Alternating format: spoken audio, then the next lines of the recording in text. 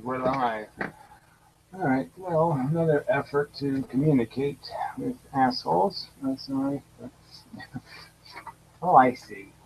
Generally speaking, from this camera angle, so this seems to be out there. So that's what you're stuck with. Try to make something understood. Generally speaking, there's no point. People just don't do the listening thing correctly, and so you really can't get anywhere.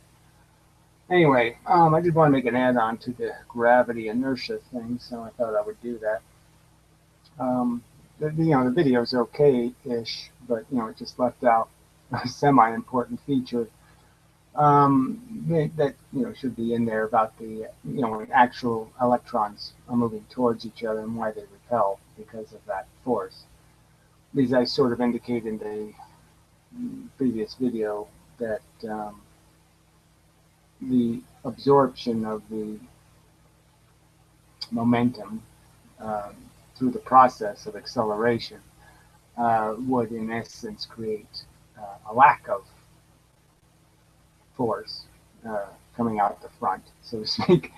And the opposite is true, of course, because that's why like charges repel. But I didn't really quite explain the like charge repelling part, because obviously the perpendicular release of energy or force through acceleration wouldn't account for something ahead of me being repelled by me, so to speak. If I'm an electron, I'm heading for another electron, I'm obviously going to repel that electron. And I didn't really explain where that force comes from, but it's really quite obvious if you think about it, but I just didn't explain it. So I thought I would do that. I'll read a couple of comments. Gary, what is your interpretation of the quantum eraser experiment? I haven't heard you mention it. Well, first off, why would I mention a piece of crap experiment? Do you actually think you can circularly polarize a single photon? I don't think that's possible. The experiment has, 7 mirrors, 2 polarizing filters, detectors.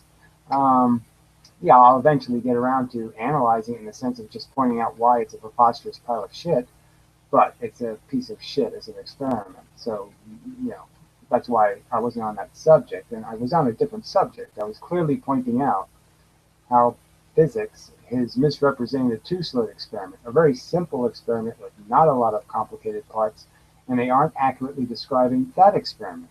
That's the subject.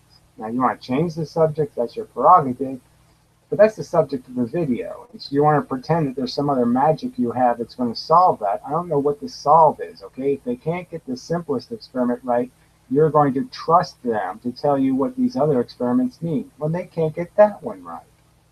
So why would we waste time talking about the interpretation of a complex cilia experiment when they can't get they can't even describe, not even interpret, but they can't even describe the fucking two-slit experiment accurately. But again, there's no point in me talking to you people because you don't get it. You're just going to keep pretending it's okay there. It's okay if they get it wrong. It's okay if they lie. It's okay if they misrepresent the truth. Because somehow they're God and they know the truth. They don't. They're wrong. Their premises are wrong. And you can find out that their premises are wrong by examining how poorly they actually scrutinize their own experiments. All right. So next asshole, Jonathan Fletcher. Yeah, Justin, you're a bit of an asshole. So he left a comment before about the camera. And, he doesn't understand. These are live rooms, okay? The live rooms are streamed. They're not streamed in really perfect HD. So it really almost doesn't matter how good your camera is, okay? It's a Logitech 9000. It's not a bad HD camera. But the point is it's a streamed room, so it's always going to be degraded because it's streamed, you dumb fuck. So he says in this thing, good to see a decent camera now. Now, it's the same camera I've had for fucking 6 years, you jerk. Okay, the flip camera is, when I make a video, that's not a streamed room. And so, you're just stupid. So, and fuck you for wasting my time with this crap anyway. Do you think I'd actually give a motherfucking cunt? If I had a shitty camera, I'd say, well, too bad, I have a shitty camera. That's the way it is. I mean, the fact that you give a fuck just tells me what a small little weaselly brain you have, that's somehow important to you. God damn. All right. Now another real huge jackass. Pharaoh City. Okay, so we know where that's going. Has some sort of wavy, silly icon. So Pharaoh City Technologies. I wonder what that all means. Well, it's a channel with no content. Well, we can't say it has no content because it has a bunch of silly content. A swastika. Mysterious giant swastika crop circle appears in Britain. So that's a video he thinks everybody needs to pay attention to. And then he has some Ken videos. And then he has videos about fishing and then frying lamb or goat legs and Glocks, guns, and yeah, he's an asshole. Okay, got it. No original content. So that's the stuff that's important to him. Gun nuttery and shit. Anyway. Sounds to me like you are one who doesn't understand the terms he uses. Well, I don't understand any asshole who says something like lack of inertia. And I don't really understand an idiot who says, I'm going to tell you about physics by talking about things that have no materiality and no reality. What's the point then? It's really not physical physics then, is it? It's some other kind of crap, but it's not physics. And I'm frankly really uninterested in physicists who believe in non-materiality. Yeah, really uninterested. I don't have any issues comprehending what he is saying. Well, I don't know how you comprehend how a hyperboloid causes repulsion and attraction. So if I just draw a hyperboloid that just perfectly explains why something moves towards another thing and why it moves at a certain speed, a specific speed, with a certain specific acceleration. And it perfectly explains why when you accelerate an electron, which he doesn't believe exists, but when you accelerate an electron, it produces a perpendicular EMF. It somehow explains any of that? No, it doesn't account for any of it, doesn't explain any of it, doesn't do anything with it but fart on it. It's useless drivel. What he is saying, but then I was classically trained. I don't believe you. So until you prove that, I'm just saying that's a preposterous lie. I don't think you took grammar school physics. If you understand what Ken is saying and think Ken is explaining something, I don't think you took grammar school of physics classes. You were taking home ec or sewing or typing, but you never went anywhere fucking near any kind of class that had any kind of machines in it or any kind of hardware or lumber or anything mechanical, because nothing Ken talks about has anything to do with something you could actually draw a picture of. It's all angels and fluff. It's fucking vacuous fucking mush. All right.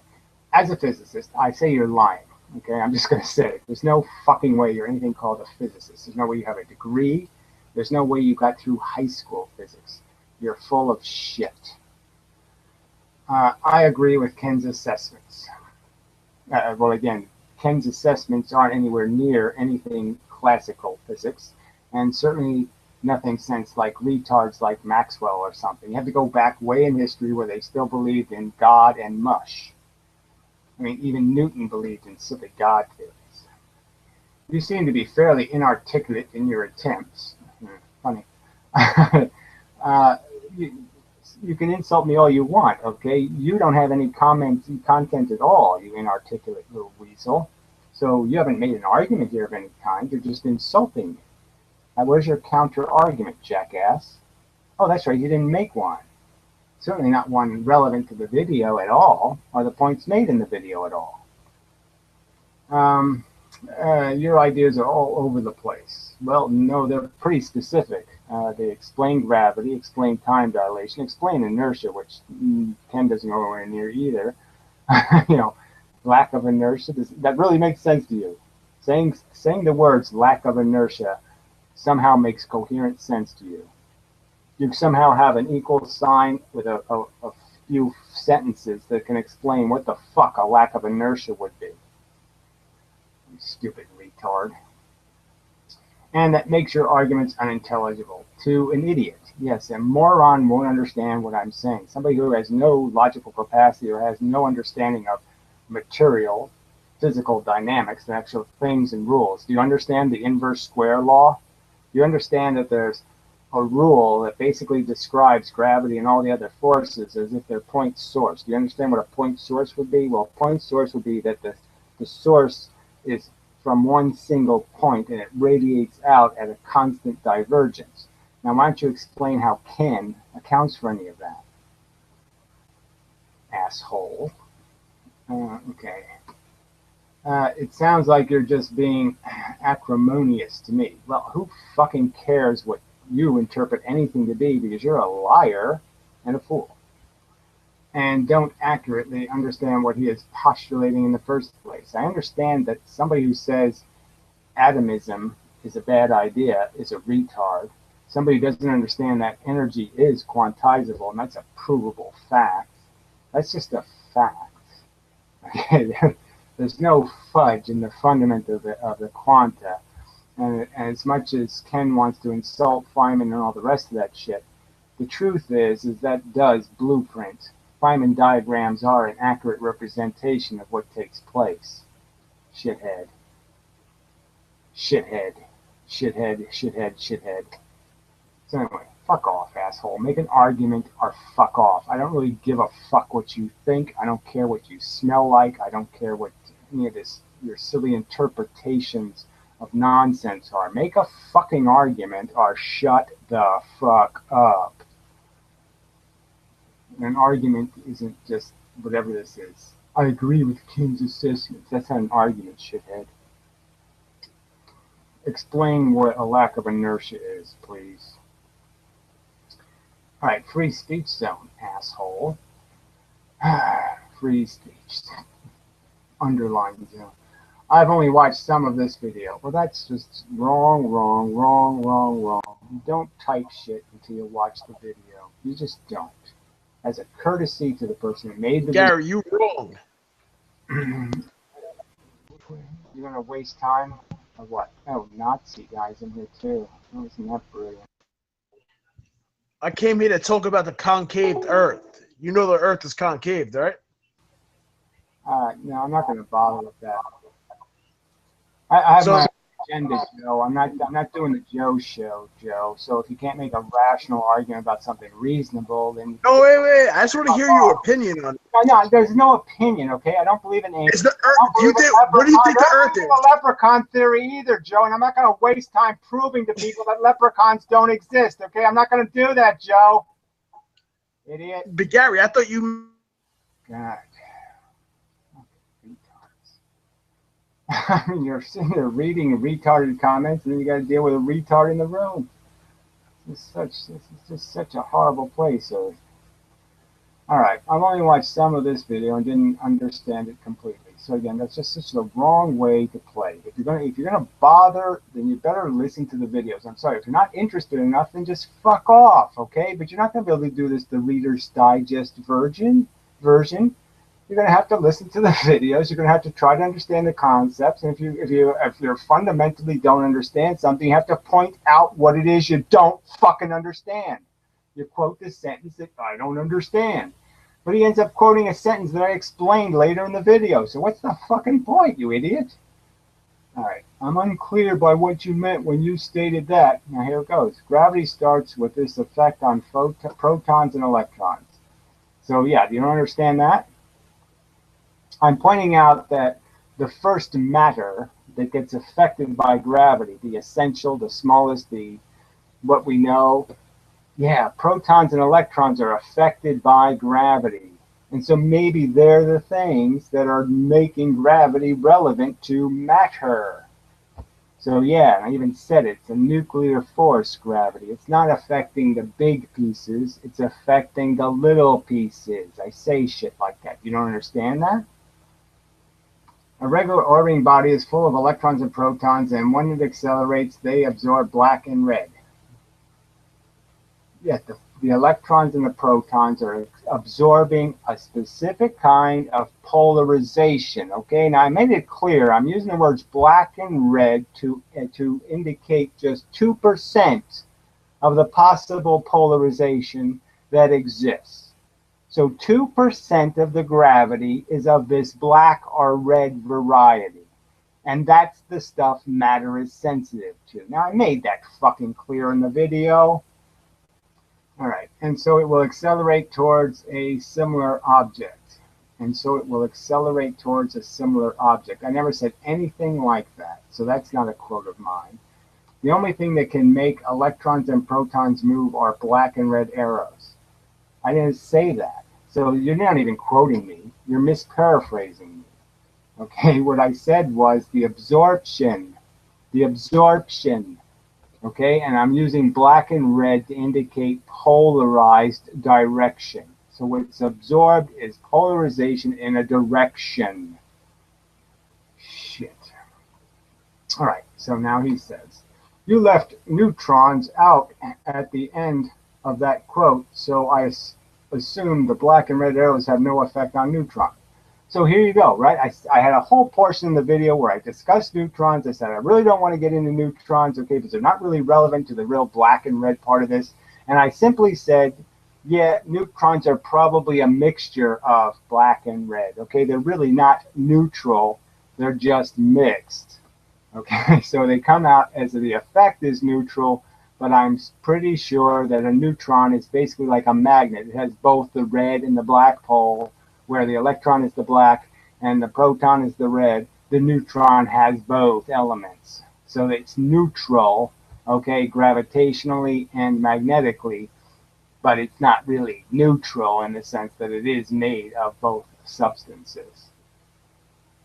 And I said that in the video that you didn't fucking watch, that you typed too soon, so you just, this whole comment is a waste, isn't it? I mean, I just had to repeat what I said in the video for no good reason, because I'm just instructing one asshole who couldn't watch the video before he comments. I mean, it's just so stupid. Why can't black and red arrows not make neutrons move? Again, I didn't say they didn't make neutrons move. I said exactly the opposite. I said it's probably a mixture of black and red, and that's why neutrons do move in gravity. If you believe neutrons are unaffected, then neutrons stars made entirely of neutrons should not produce any gravitational effect. Well, I don't. So again, you didn't watch the video. I pointed out that neutrons aren't gravitationally neutral. I mean, they're gravitationally neutral in the sense they don't create gravity, a black or red thing. So they're not relevant gravitationally to other things, but they will be gravitationally relevant in the sense that the field itself can move them.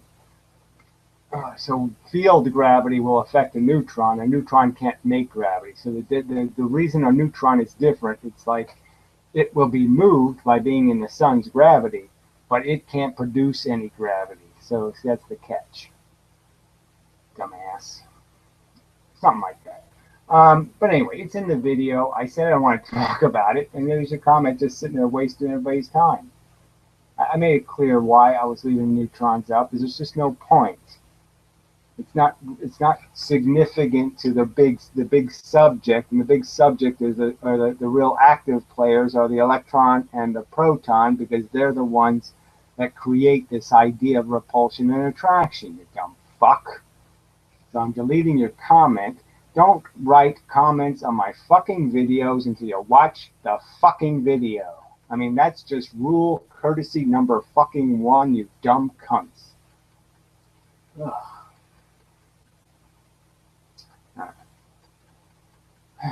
So, done with the comments. It's such a waste of time.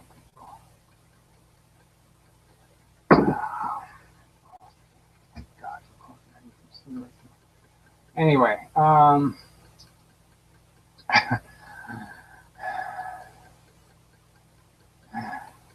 somebody's using the name "Do Not God," posting comments. More class, right? I mean, you just can't help being assholes, right? It's just all you have. You don't have any other mechanism with which to express yourself except through your ass. Amazing. I mean, just no class at all. Not a little tiny bit of integrity. I mean, I never really realized that when I was born into the world, I was going to be the last man with real balls. And all you little pussy shits, all you small penis, limp-dicked, ballless, lack of integrity men, that men would turn into lying little weaselly scum. Man, can't have a stand-up fight for their goddamn life. Can't say anything with honor or decency or integrity ever. Just little trolly cunts picking up dirty, skanky pennies off the sidewalks. God damn, you can't nuke this planet quickly enough. Alright. So, this is the drawing from today's video. Okay, which, yeah, is a little sloppy. But anyway, the idea is, is that there's this exchange thing that takes place because of this little untold secret of life. Okay, where black and red come in, and black leaves without going straight. Okay, and red leaves without going straight, 90-degree angle turns. And that when black hits red, that the same thing happens. It leaves, right, the opposite direction. The red goes and the black goes the opposite direction instead of through. And obviously, the one catches the black can never hit black in the ass, and red can never hit red in the ass because they're going the same way. So, when there's two electrons in a field, and an item, an electron, let's say, for the sake of this argument anyway, has acquired acceleration, and it has expelled, let's see, I guess I better use black and red again. Big black, big, I don't have a big red, I don't think, but it doesn't matter. All right, well, the real catch is that, as I pointed out before, the matter is made of certain positions of polarization that, and they'll have an identity that defines the matter's condition. And so, as I pointed out, they have a direction. So that doesn't really show up as a way to draw it. But anyway, I think I'll be able to explain this without getting too complicated. So these bits would represent the matter, and they have a specific polarization. And if two electrons are facing each other, let's say, let's do that. So I'll just make those into circles, and we'll just assume. Let's see, how do we? Yeah, really, just get a little bit. We really do have to draw the detail, to get the point. But it's the perpendicular directions, okay? So when this one moves this way, it's going to take in this black arrow, let's say, will come in, and the black polarization will leave in one of the perpendicular dimensions. So this way, out of the paper, into the paper, up or down. And this arrow gets absorbed. Now the problem with that is now a black arrow got absorbed, that means less black is going to head for this other electron, which means that the two electrons will crash into each other. But the catch is that this sideways stuff is still happening. So if you understand that there's a whole bunch of energy coming in this sideways way, and if this thing has acceleration, it means it has extra arrows in the red polarization going towards the other body. So that's what acceleration means. It acquired extra going this way. So you can sort of understand that any black arrow that comes down here is going to hit this extra arrows, change those directions, and emit the black arrows perpendicularly. So, you can sort of figure out that as the black arrows come down, come up from the bottom, they're always going to hit, okay, right? Blacks hit red, and they exchange direction but not polarization. So the polarization stays, but the direction changes. So when these come down, they're always going to release the black arrow in this direction. So all from both directions, it'll always come out this way because there's more red arrows going this way. You see that? And that's the consequence of the velocity. So there's always going to be a net increase in red going this way until more red comes in this other way. So until red arrows come in, this thing can't, be changed in terms of its velocity. Well, that's not good. Until black arrows come in, it can't be changed. Sorry. And so it's going to radiate more black. So that was the thing to understand, is that for the amount that comes in, there's going to be more blacks leaving this way than would leave the other way because of the velocity that I gained through that acceleration. And so that would create the extra black arrows facing this other electron. And so the extra black arrows mean that more of its arrows are going to get changed. Its reds are going to get changed to that direction. And so it's going to go away from this one. So that's the point I wanted. This is the thing that was missing in the other video. So if you watch the other video, it might be a better explanation. But this explains why there is this amount of radiation coming out this way. It's because once you're weighted in one direction, okay, then that weighting will mean that perpendiculars are going to be heavier from the absorption from the perpendicular directions are going to have a balance that's going to be heavier on this side than on this side. So more are going to lead this way than will lead the other way. Yeah, and the field will still be the same when it comes to the black arrows coming in. That field doesn't change because there's nothing over here. So these will keep converting these will be converted to reds going down by these perpendiculars and reds going up, and then they'll be reconverted into reds going this way by the force out here. So you have to remember that this force still exists, this external force on this side. So there's still equilibrium in these three forces, and the one that the change in equilibrium will be this one because of the fact that this has velocity, and to have velocity it had to gain it through acceleration. So I'm just saying it already had the acceleration, it emitted an extra black arrow perpendicular, and now it's disposed to create more black arrows ahead of it because it has more conversion possibilities going this way and this way. So there's a probability, a higher probability of a black arrow coming out this side than coming out this side. And that's the nature of the repulsion to other electrons. And then you just switch it for the two. So obviously the reds, the proton is doing exactly the opposite. It's black sensitive or red sensitive. I use the opposite correlation in the video, but it doesn't really matter. Electrons are the opposite color, so they hold black polarization, and the protons, and they emit red polarization, where the electrons do. They hold red polarization and they emit black polarization. So anyway, I just want to clear that up. And I know it's not going to be clear to people who just can't be bothered to figure this out, but this is really just about the conservation of the quanta. And they're just basically, all they're really saying here is what goes in is remembered here. That's what matter is. Matter is memory. Matter remembers every impact, every quanta that goes through it.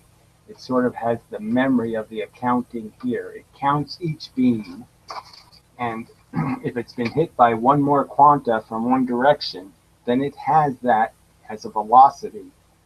It has a motion in a direction. And having that one extra means that the stuff going through me this way will produce one extra, potentially, going forward ahead of me and behind, then on the other side of me. So the equilibrium is always being struggled to be regained. And what initially broke the equilibrium is the very fact that the proton has collected, extra reds, polarization. So it creates a lack of equilibrium in the field. It imbalances the field, and eventually that imbalance comes back to roost, so to speak. That's the long-term, big picture view, very slow picture view. But the real point is in the active process of function. I'm just saying if I have stored if I've taken from the environment an extra amount of something in one direction, that has a consequence to what I produce when force comes into me. Yeah, that's sort of close enough. Let's see what these idiots commenters are saying. Not true. I just love that. That's just a brilliant remark. Not true. Sorry, we'll do backwards. How is your gravitational representation of your models objective? I don't even know what that means. It's a field of random and, in the sense that it's entirely equal. There's as many arrows going this way, as that way, as that way. It's all equal in the total universe. And everything else is just the fact that once you create something called matter, you're filtering and you're breaking that equality. Duh. Are these claims replicatable? That's not the point of these claims. These claims are a description explaining why something does something. Physics currently doesn't explain inertia. It doesn't explain why, when something has momentum, it continues to move. It doesn't explain how the atoms know how to move. It doesn't explain how the electrons can figure out they're supposed to not only orbit the atom, but also move in that direction. It doesn't explain how the quarks inside of the electrons know how to do all of that. It doesn't explain momentum or inertia at all. This theory does. This theory unifies magnetism, inertia, and gravity. It's a unification theory. What would I need to replicate? What it predicts is that Einstein was wrong about lensing. Okay, you can't bend light with gravity. And I think that can be proven. I think it can be proven by default. The fact that the Hubble telescope has been up in space for 15 fucking years and we don't have a single picture of the sun lensing, our sun lensing, is, I think, proof that it doesn't exist. Can it be modeled mathematically and not verbally? Well, I threw math in the earlier video, okay? I mean, I've pointed out the math is so damn fucking simple. I used the inverse square law just in this video explaining this thing. What math exactly do you wish to have? I'm saying Einstein's math is correct in terms of his field equations because it takes care of all the different velocities that exist. So they're accounted for. There's no such thing as bent space symbol. There's no space for bent space. He's just pointing out a relationship between a bent field, okay, and I'm just saying the bent field exactly represents the inverse square law. So just replace the bent field with the inverse square law and the fact that the ether, so to speak, the field energy, is coming from the particles themselves. So the ether has momentum built into it because it's made of moving bits. So that's the only thing I would change about the field equations, is just make it an ether instead of bent space and make the ether active. There, problem solved. But I don't need new math, asshole.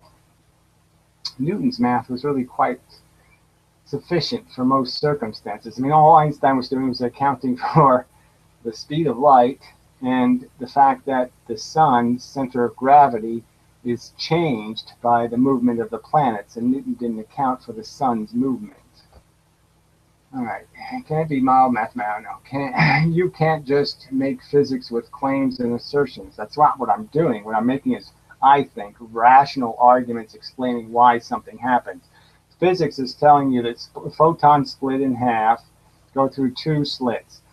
Physics is telling you that photons are smart enough to know when there's two slits and when there's one slit. Because when there's one slit, it does the Huygens trick, where it turns into an infinite number of mini waves.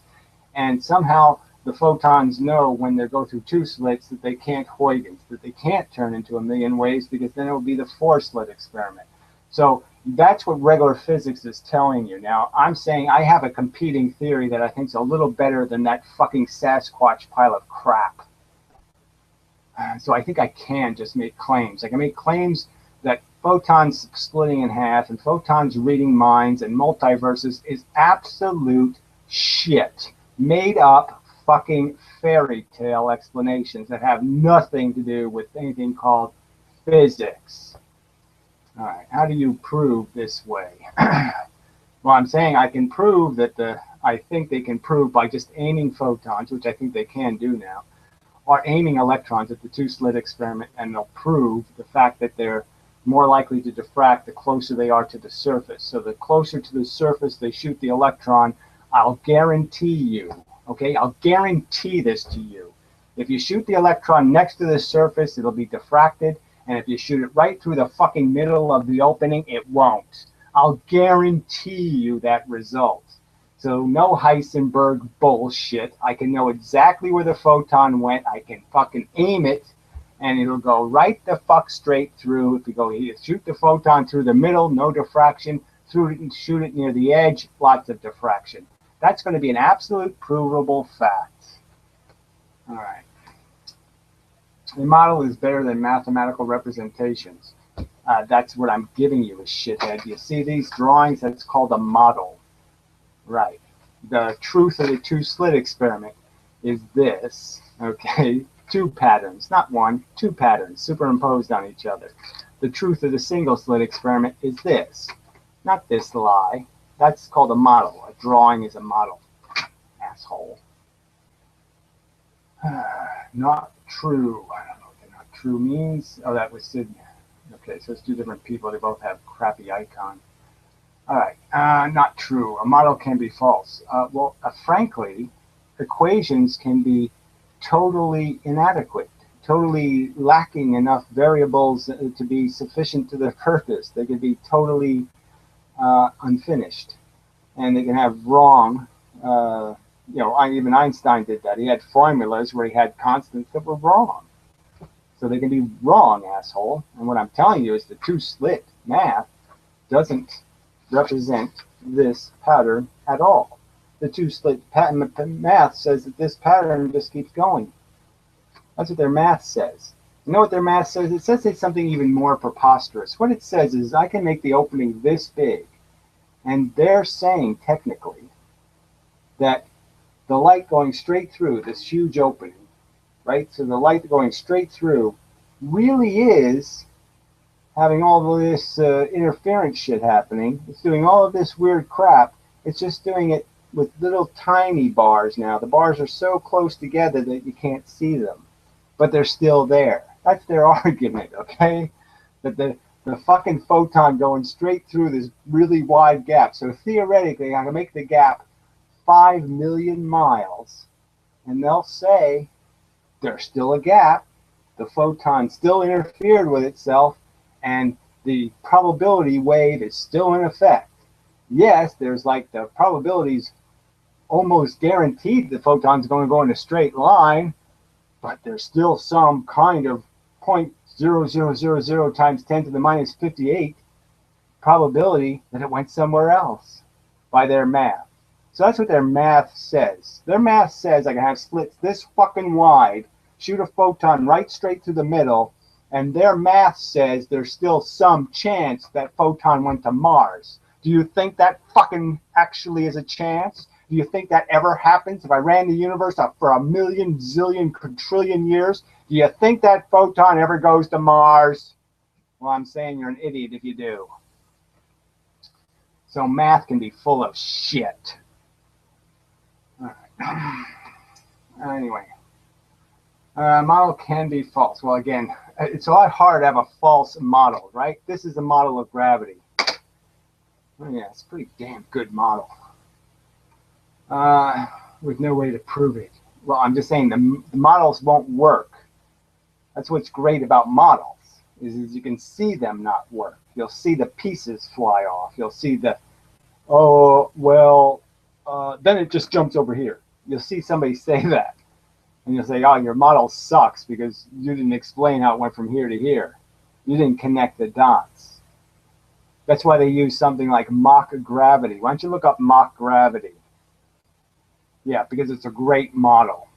And it happens to actually be the true model, and they're just too stupid to figure that out. All right. All right, so can mathematical represent? Math can't be wrong. Well, you're an idiot if you can't understand that math is a formula, shithead, and that your formula can be wrong.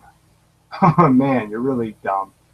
Um, it can be contrived. Well, it's not even the purpose. What motives people have really has nothing to do with the fact that a formula, okay? I mean, math, 2 plus 2 equal 4, you can't get that part wrong, but you can get the formula wrong, okay? You can write a formula that isn't true. You can say the velocity of something equals duty times poo.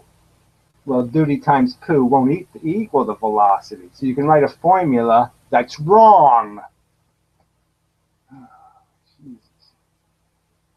Not if the assumptions are contrived. Well, it's not about contriving. How can he prove anything he said the last 10 minutes straight?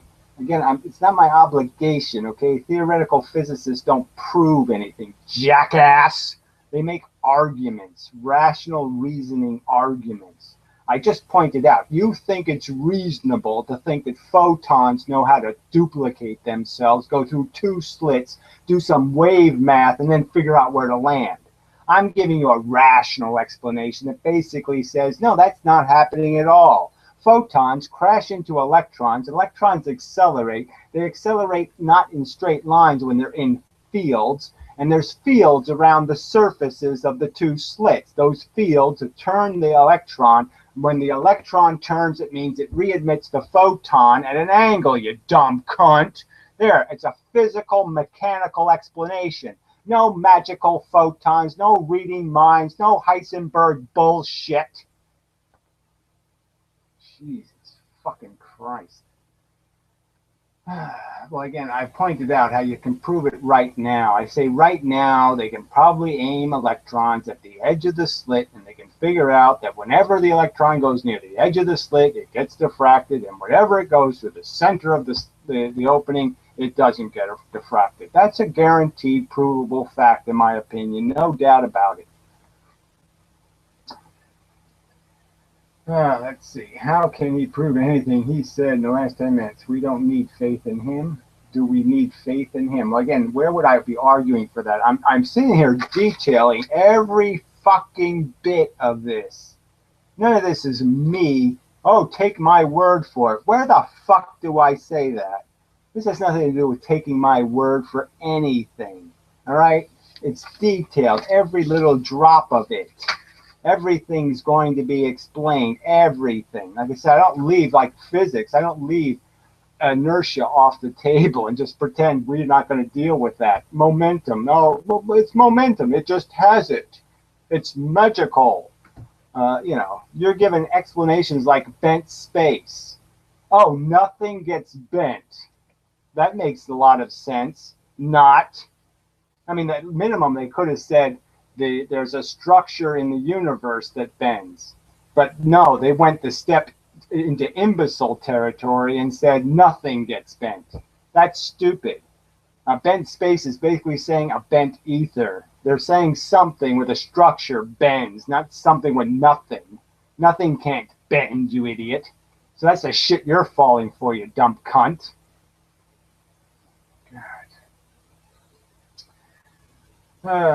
Do we need weed? Okay, so that guy we can block. Potheads. He's giving a model to explain physical realities. I'm explaining them where they're not. Exactly. They're fantasizing and creating leprechauns, essentially. They're giving you the Tinkerbellist goddamn fucking explanations of reality. And I'm giving you a perfectly rational one. There's little bits in the universe. They go the speed of light. They're the fish. Everything else is a school of fish. The fish are the fish. So the quanta do one thing. They go from point A to point B in a straight line. And they don't do anything else except have polarization. So they have a shape. And they go a definite speed. They never slow down. They don't do anything else. They go one speed in one fucking direction with one polarization until they interact with matter, where in one circumstance For one group of polarization, the polarizations will exchange without going through each other. They'll bounce off each other. That one circumstance creates the one piece of difference that is all the difference. It can explain all the complexity. All right. And otherwise, it's dumb, dumb, dumb all the way down. It's a simple fucking universe. All right.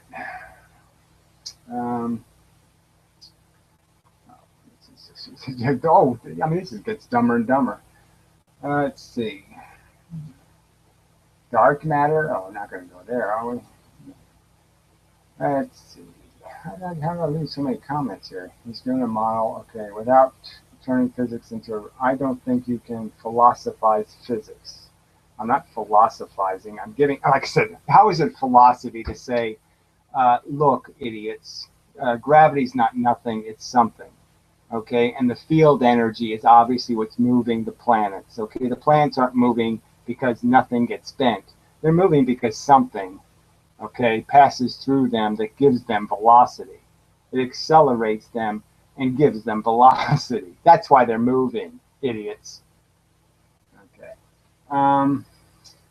Without turning physics into a religion. Well, you're the ones who are believing in a religion. Frankly, if many worlds isn't a religion, what is it? It's Copenhagen. I mean, photons have radar.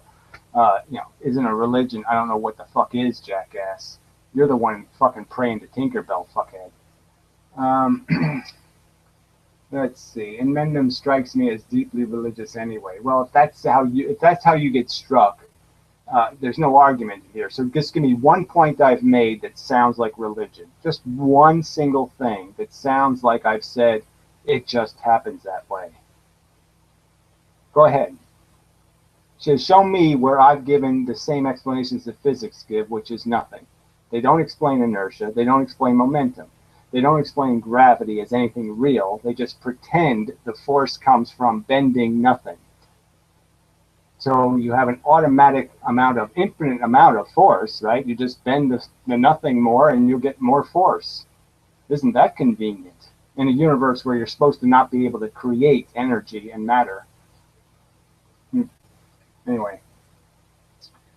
Whatever. So who cares what strikes you, you cunt? Physics is already a religion. Yeah, very true. Dark matter is exactly like God of the gaps. That's all that is. It just made that shit up. Oh no, I'm prepared to get deleted because he has an anal narcissist. Yeah, well, you're going to get deleted because you're saying I'm religious and you're not making an argument about what I've said that sounds religious. I've given you fucking, 3 mechanisms. Things that move the speed of light. They're all the same. They move the speed of light. They have polarization. All right, and they can be in a frequency in the sense they can be a specific distance behind each other. Well, what's religious in that, asshole? You fucking cunt. All right. Electrons orbit an atom because protons. Well, again, that's all you need is an explanation, right? You don't need anything to explain why they're attracted or why they're repelled. You don't need to know how that happens. You have to just say it magically happens. The Earth is magically attracted to the sun. And it's attracted, you know that for sure. It's not being repelled by a force into the sun. It's not being pushed. You know it's being pulled. And you know how it's being pulled? Why, what? Tinkerbell. You don't have an explanation. You have 0, fuckhead. I have the explanation. All right. He doesn't have to tolerate your comments in this room. Well, I don't have to tolerate them anywhere. Disrespect is disrespect. If the asshole fucking can't make a rational argument, all he can do is make ad hominem attacks about my right to make an argument, a reasoned argument. I'm not allowed to do that.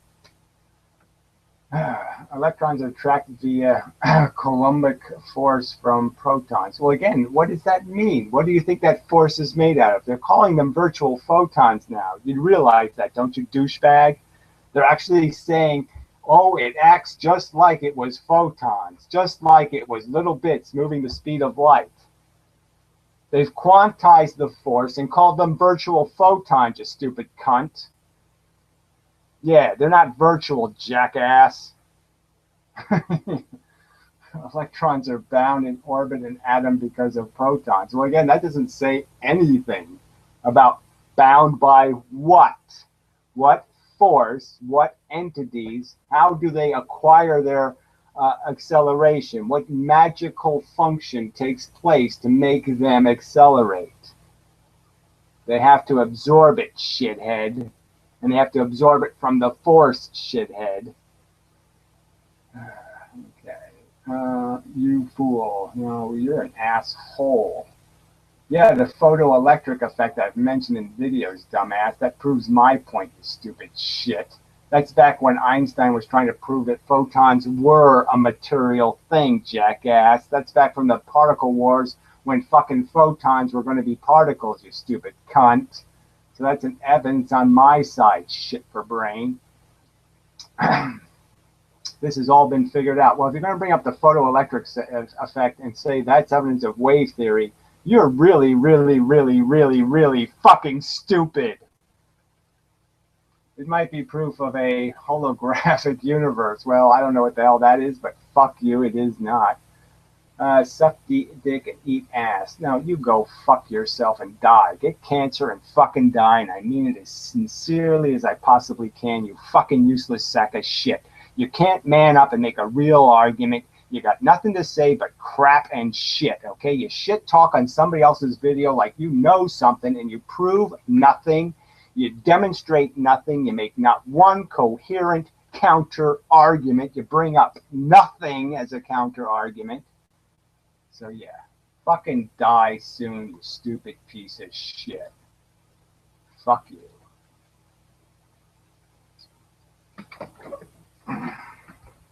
That was fun. Waste of time, you know. It just demonstrates the religious kooks of physics have no argument. I mean, you know, like I said, when he brought up the photoelectric effect, that was just so evident. Like they just throw out fancy words and they don't even understand what they mean. Because the photoelectric effect was the thing that proved the fact that there was a corpuscle, that it was a quanta of energy that was actually going in, and there was energy being produced. And the trick was that you couldn't move electrons if you tapped them a little bit. I hit them with 22 caliber bullets, they're not going anywhere. They move, but they don't go. The only way I can get an electron to go is I got to hit it with a 44 or something. That's what the photoelectric effect proved, that you have to put a certain amount of energy in before the electrons restabilize. So I've made this argument, but it's a tipping point argument. You can tip something over with marshmallows, right? I could hit something with a cannonball and not tip it over, but I could knock it over with marshmallows if I keep throwing the marshmallows fast enough before it tips back and balances again. So if I throw them fast enough, I can knock it over with fucking marshmallows. Jackasses.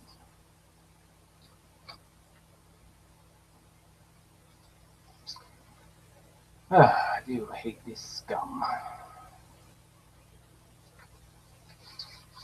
So anyway, I guess I could play some Ken video because, you know, I'm going to have to do something to try to humiliate him into an argument.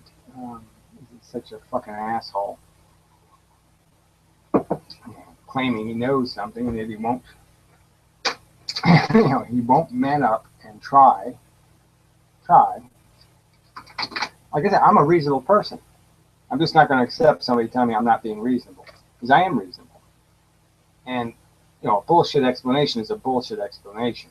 A bullshit principle is a bullshit principle. Like I said, I'm not making up the fact that Huygens can't possibly be a principle because they only apply it in one circumstance, right? I mean, you do know that something can't be a principle if you only apply it in one circumstance, right? I mean, that just doesn't make any sense to call that a principle when you only do it in one person's living room.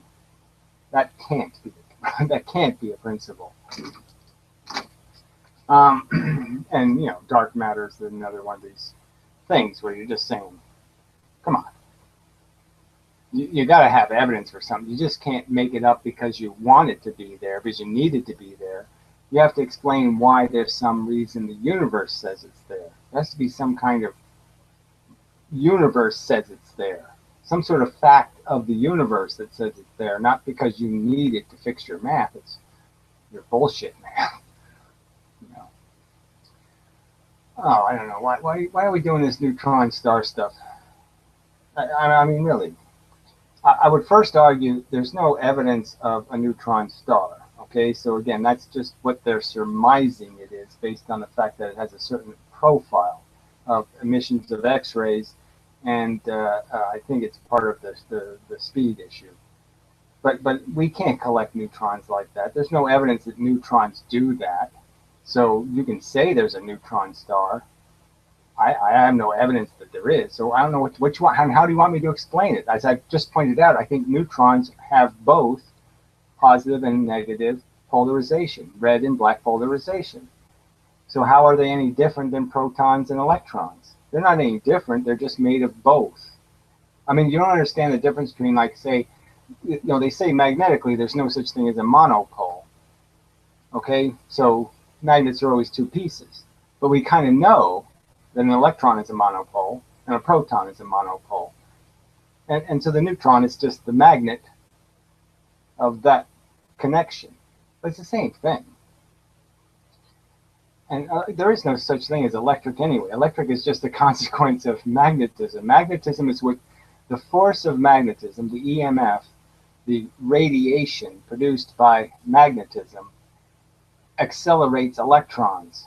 That's electricity. When you accelerate electrons, that's electricity. So there's no such thing as electricity anyway. There's nothing different about electricity and magnetism. There's only one force. Magnetism is the only force. That's it. There's no such. Electricity is a consequence of electrons interacting with the force. They get accelerated by it. So you have to, it's the conductor that makes electricity in the sense that it has free electrons that can be moved. But if it's not a conductor, then all of a sudden there's no electricity. The electricity is an inherent thing. It's a thing that's created by the mechanism that's capable of manifesting it. But it's a movement of electrons, not a movement of force. Look at that, Piero. I can block him now because he'll say something stupid. Time is a function of distance. Yes, that's correct. Let's see what some other idiot said. Okay, fuck you, nigger. Oh, that can go. Yeah, that could really go. I mean, people are just so charming. Fucking asshole. Smith, Mr. Smith. Mr. Smith would never say something like stupid. He was kind of a clever villain. Well, until the last episode where he turned into a complete fucktard. Let's see. Zero miles, blank minutes. Okay. Find comments that are worthy of my attention. Photons dumb as hell. Yes. You can't spell. That doesn't matter. How would you explain a neutron? No. Why do we have time? Well, again, time is just a consequence of the fact that the functions take time. It takes time to go from here to there at the speed of light. So that's why time exists. If it didn't exist, then everything would happen instantaneously and the whole universe would be over that fast and we wouldn't be having this conversation. So I don't know. I don't know what it's just kind of silly to say, why do we have time? We don't have time. Time isn't a real thing. It's just a symptom of slow movement. Please answer me. Fuck you. Yeah, well, really, what kind of answer would satisfy you? You sound like you're fucking looking for some kind of unicorn answer. Time is a function of distance. Exactly. Time is a function, okay, that's a consequence of there being a speed that isn't instantaneous. So as soon as something doesn't move instantaneously, okay, there you're stuck with time. Oh, Piero says no. Idiot. Metaphysics. The point of spin is that an electron actually does have poles. Well, again, you say so. And that's all you do. You just say so, okay? The point of spin, you goddamn well know that when they talk about spin of an electron, they're not really talking about spin.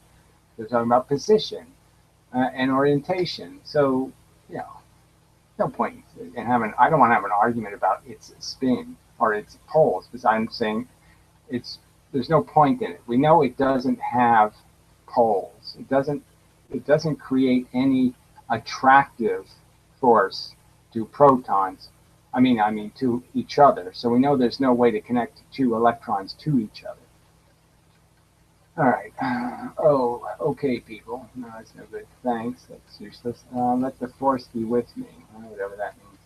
Does Gary read this? Well, I'm apparently reading. I just got through reading a whole fucking litany of bullshit by some other asshole. Hey, also, can people list a bit of time without a head? Hey, also, can people list a bit of time without a head? I think we're done with you, so yeah, I think we'll just block you. Goodbye, idiot. You should play video games, helps with thinking. Okay, well, that guy can go too. His name's Gary. Yeah, I don't think it is, but goodbye, Gary. We're done with you.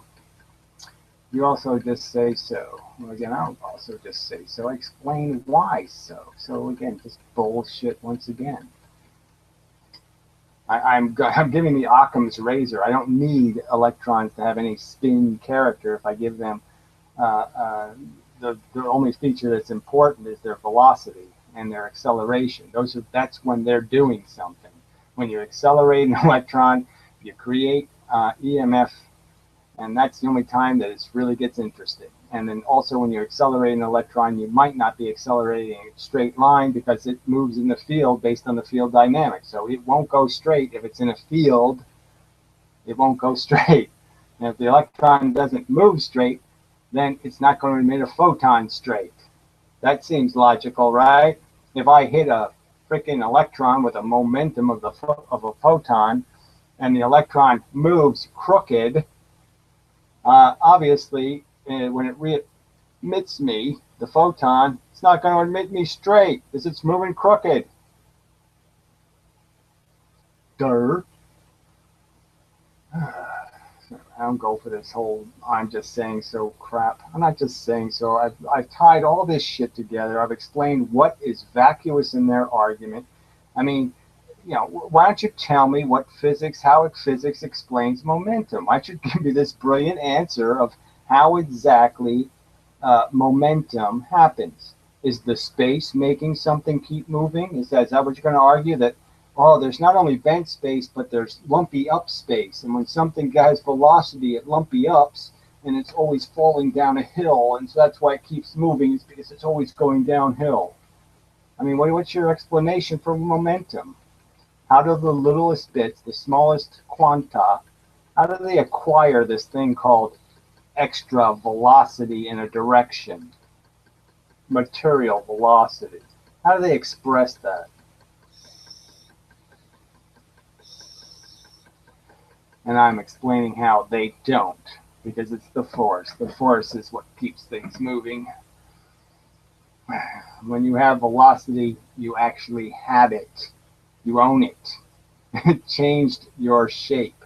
You're now something that has velocity. The wheels are turning inside of you in a direction. Anyway,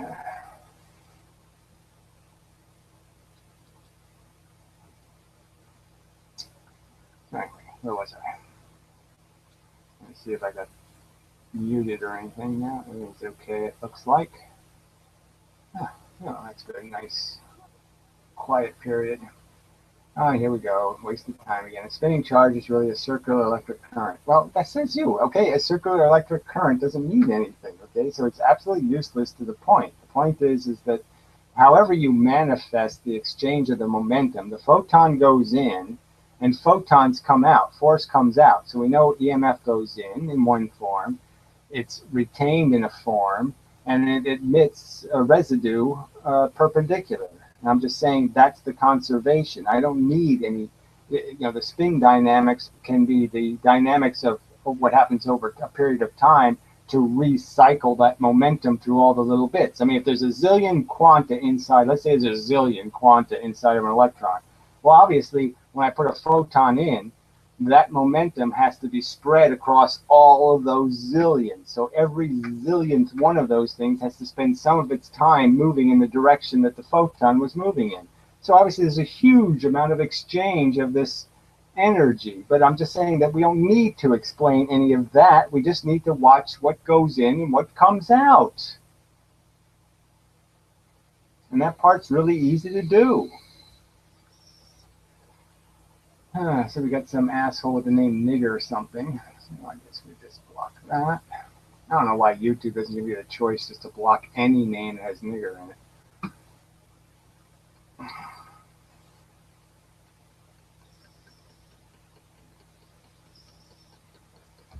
Oh, it's going to keep wasting time. Okay, I got Pirro. I don't know what you're arguing, but I don't. It's just totally uninteresting to me. I don't give a fuck about the actual mechanics of how acceleration is absorbed inside of the electron. The point is that what we know is the photon goes in with momentum. The momentum, for some period of time, the electron uses that momentum, and then the electron, because of some other circumstance, will emit the photon.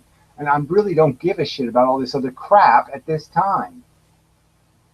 It doesn't mean anything to this argument. Oh, anyway, that causes magnetic field, ALA, electromagnet. So here we go. A spinning charge is really a circular electric circuit current. I don't think so. I don't think it's the same kind of thing that is a real charge. A real charge requires many electrons to move to create enough EMF to transfer it to something else. You're not going to have an electromagnet unless you have many electrons, not one electron spinning. Anyway, that's why they call it spin. Well, again, I'm not going to argue the spin argument, okay? That's not why they call it spin. Spin just has to do with an orientation, 10 o'clock, 1 o'clock, 5 o'clock. It's more like polarization than spin, but whatever. Fuck it. I mean, I don't see any point in this. I don't see what this has to do with my theory that gravity is a material particle force, that there is no fucking bent space, that inertia is something you acquire, you have velocity, it means your fucking matter is changed, you carry the momentum in the form of quantum moving in a direction. You actually own light moving in one direction. The faster you go, the less dimensionality you have in the other two dimensions because most of your matter is moving in one direction. All of those arguments don't have a fucking thing to do with this crap you're wasting my time with.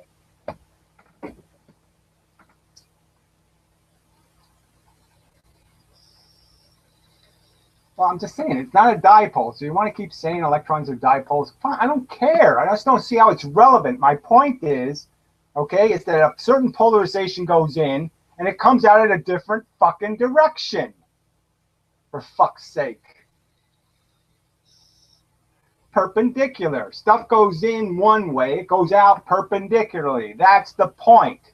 That's what makes matter different than force hitting force. When force hits force, the force goes right through each other. The polarization goes right through. When force hits matter, the polarization goes out the opposite, the perpendicular direction, either this way or that way.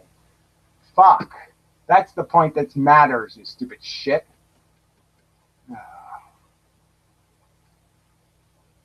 Wasn't it nice of me to think of just listening first? I don't even know what that means.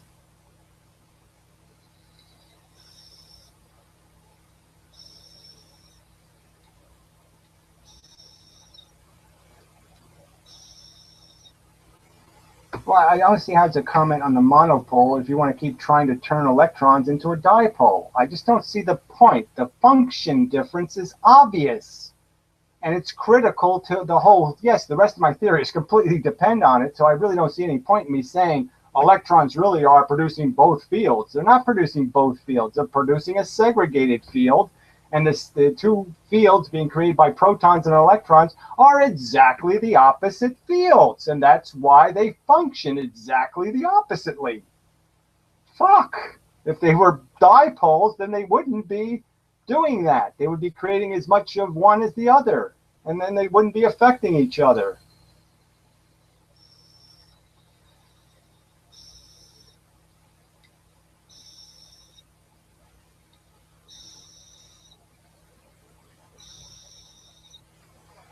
Doesn't matter anyway, Piro. You really don't, you just do this cursory thing, so it really doesn't matter. I mean, obviously you didn't watch the video I posted earlier, and the point is that the first mechanism that gravity, the first mechanism is really the polarization that exists in electrons and protons, and that's the force that is really creating gravity, that manifestation of change, and that's the change part that makes matter acceleratable. Because you can accelerate those little bits, that means you can accelerate the big bits. And gravity's accelerating those little bits by generating, okay, the first magnetism. The first magnetism is created by electrons and protons. They create magnetism. Any magnetism that exists is being emitted by protons and electrons.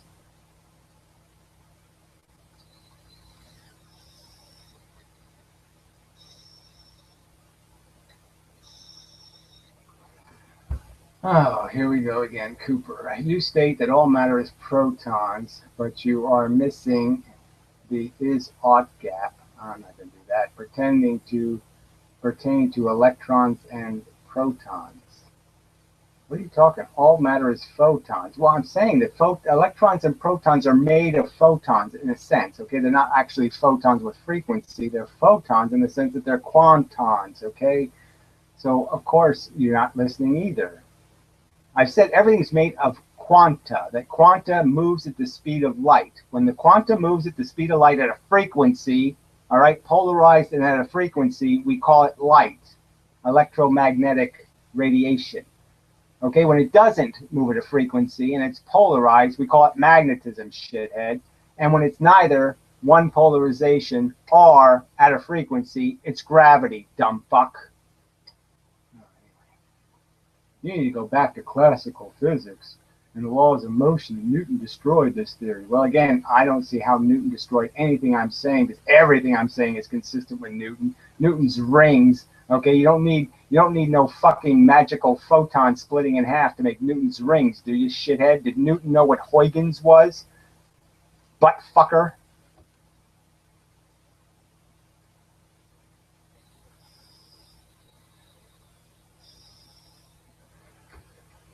The small aperture is essentially the same exact thing as the single slit.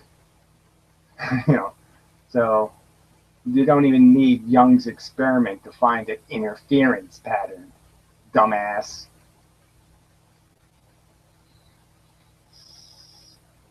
So you're the one that needs to go back to Newton, figure out that they, fucked the game after Newton. There hasn't been a decent physicist since Newton. And it really is Maxwell's fault, partly, because Maxwell was the jackass who sit there and electrified photons instead of de-electrifying the field force created by magnets.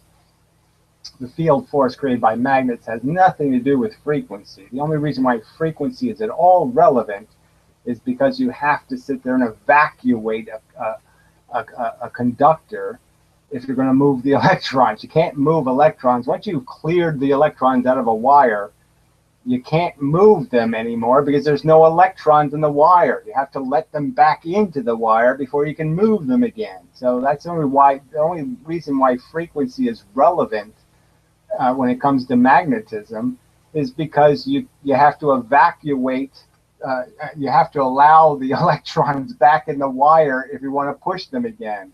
You can't push them without letting them back in.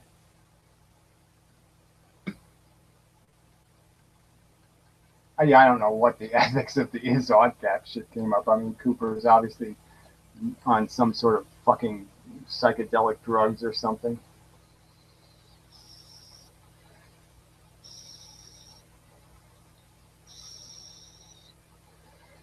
Well, if that was the same guy using the N-word, then yeah, I'll just block him, but I can't take your word for it, Sid. I mean, I'd like to just say you're right, but I don't know.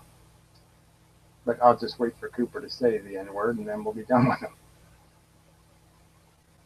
Doesn't matter, he doesn't type that much, so who cares?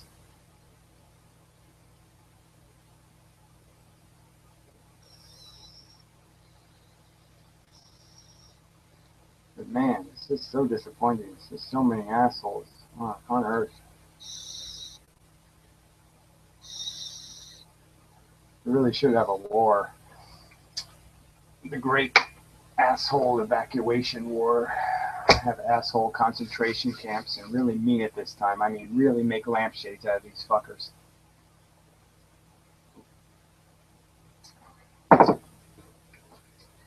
Call them deserve camps. Yeah, I like that. Deserve caps. Yeah, let's give people exactly what they deserve.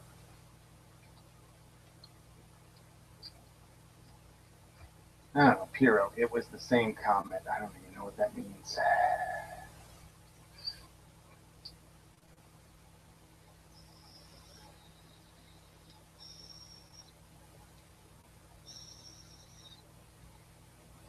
I hate typing. I mean, all this Twitter talk. Yeah, it was the same comment. It was the same comment. That's a sentence? I don't know. Is it? I don't know. What the hell are you talking about? Cooper used the N word in his last name earlier. Hero. It was the same comment. I don't know what that means.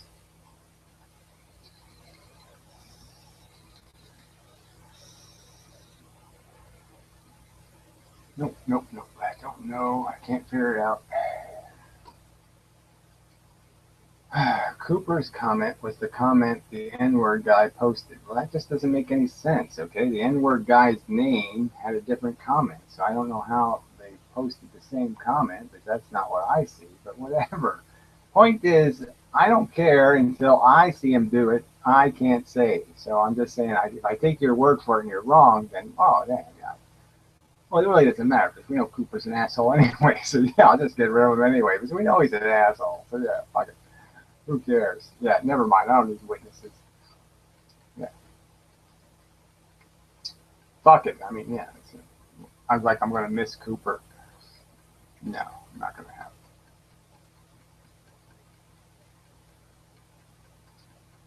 it. I didn't say you weren't eyewitnesses. I'm saying I don't really trust any of you dumb fucks. Especially you Alexander Zaptia guys. You say some shit sometimes. I'm just like, what the fuck is that?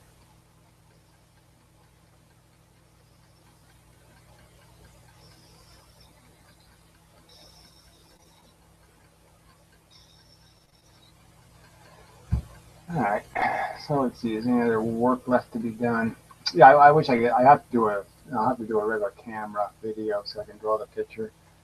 But it is just kind of a funny idea that the fact that when you have velocity means that you have more bits that can be converted.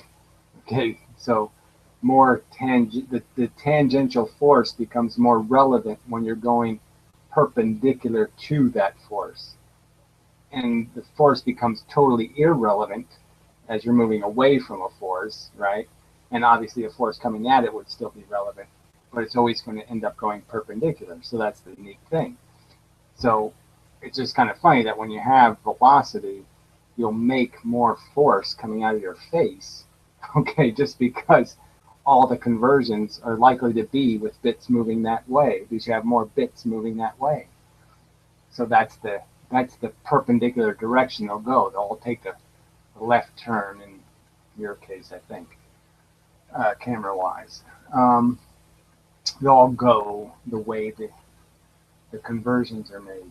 So I'm just saying it's kind of interesting that it's the tangential force that ends up being the force that actually repels the other similarly polarized object. So if there are two similarly polarized objects, I'll repel you because I'm converting force entering me perpendicularly, and that perpendicular force is being transferred by my velocity into what you're going to feel is my force.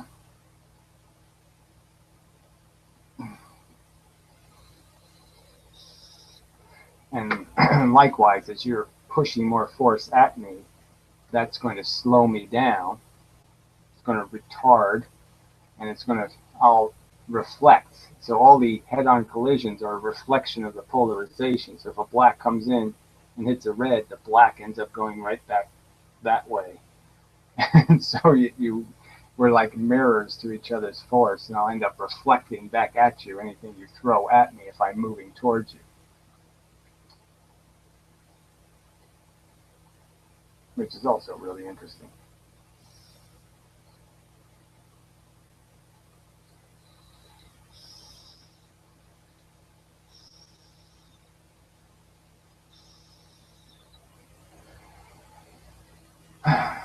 But anyway, I don't know if there's much else.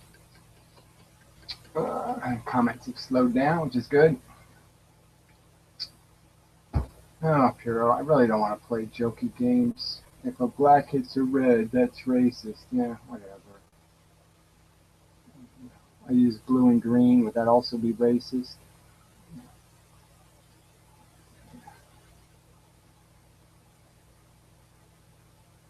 JK, keep your panties on. I don't know what that means.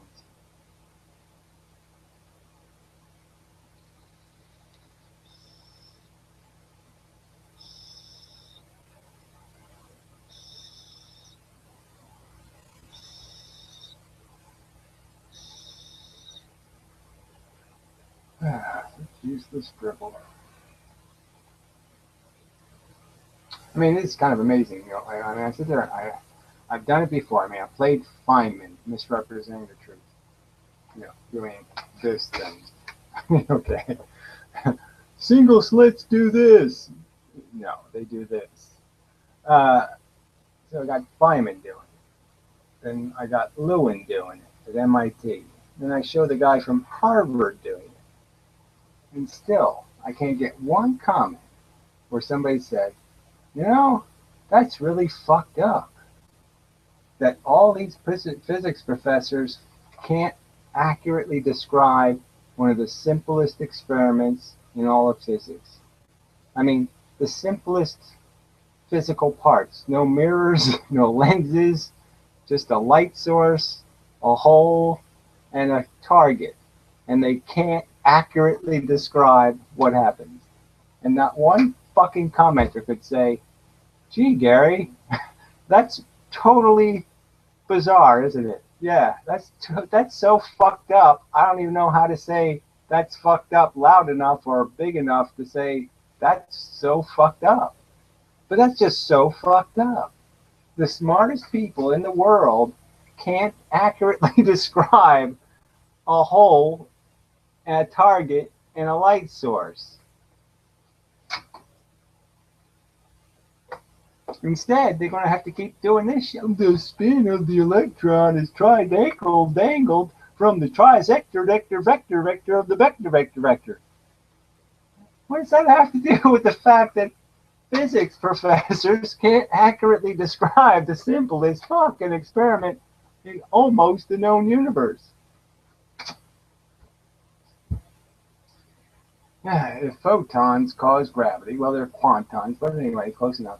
Why are they blue shifted and gain energy? They don't gain energy, okay? Blue shifting is not a gain in energy, okay? You can only have so many.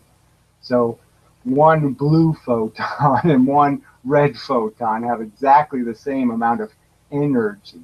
The only thing that changes is, again, their occurrence. So clearly, if I'm trying to knock something over, shooting one bullet and then waiting a minute and shooting another bullet isn't as likely to knock it over as if I shoot two bullets really quick, dumbass. So even an idiot can figure that out. But the only thing that's changed is you've changed the consequential impact on something that can be dampened. So if the target it can dampen the energy, that means it can absorb it through a rebound, then you need a higher frequency to affect your force. But if it doesn't have that, if it's a rigid thing, it's exactly the same amount of actual momentum. Dumbass. All right. Blue shifted and gain energy entering a gravitational field. Doesn't this imply they're influenced by gravity? There's no evidence that gravity causes redshift. None. Matter, okay? Emitters and receivers create redshift. Redshift is never created in the field. The field can't change light. Feynman will tell you that. Light does one thing. It goes from point A to point B in a straight line and nothing else. All right? And what changes is the emitter can change in terms of how fast it emits the photons, and the receiver can be slowed down and not receive the photons as quickly. But that's it. You can, I mean, if I'm receiving away from something, obviously the frequency is going to change because I can't possibly be hit at the same speed because I'm moving. If I'm moving and somebody throws baseballs, they can throw the baseball 1 second from each other. I throw one, and then 1 second later I throw the other one. Well, if I'm moving away, I'm not going to get the baseballs with a 1 second interval anymore. There's going to be a longer interval between when I catch the baseball, because one of the baseballs is going to have to travel further to get to me. So the redshift is only a phenomenon of production and consumption. It has nothing to do with transmission.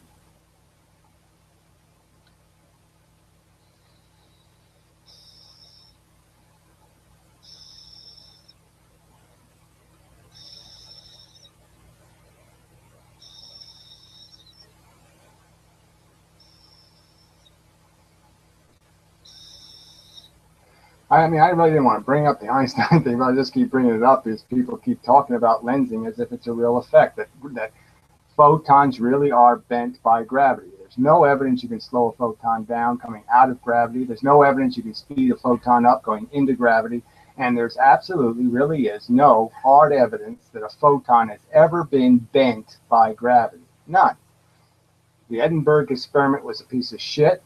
This experiment was never repeated. And the Hubble telescope, even though every fucking day it could look right at the edge of the sun and see a perfectly black universe and be able to see starlight getting lensed, it hasn't done it.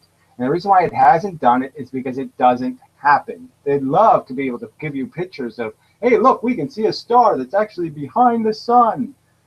But they can't do it because it doesn't happen. Gravity can't bend light.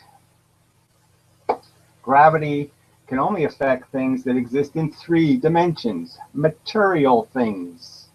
They can't affect something that has only mass in one direction, the direction it's traveling in. They just can't touch it. Nobody can touch a photon from a perpendicular direction.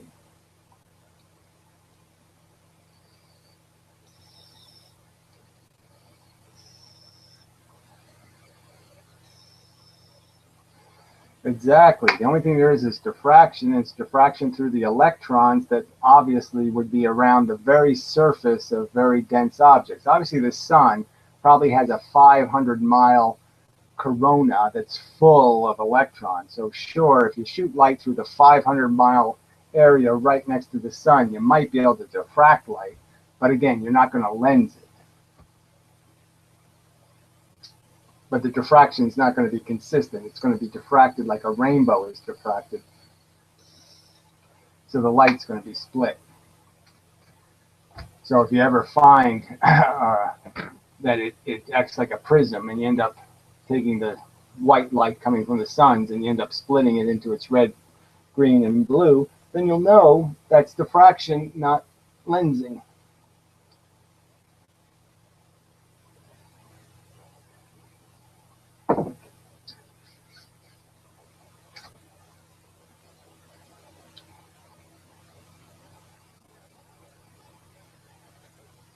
I'm just saying, it's just, the evidence is just as weak can be.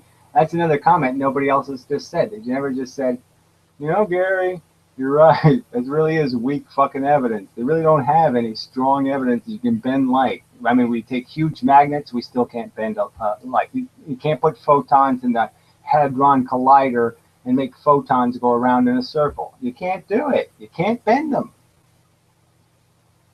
You can only accelerate matter. Can't accelerate a photon, can't bend it, can't do anything to it unless you crash it into an electron.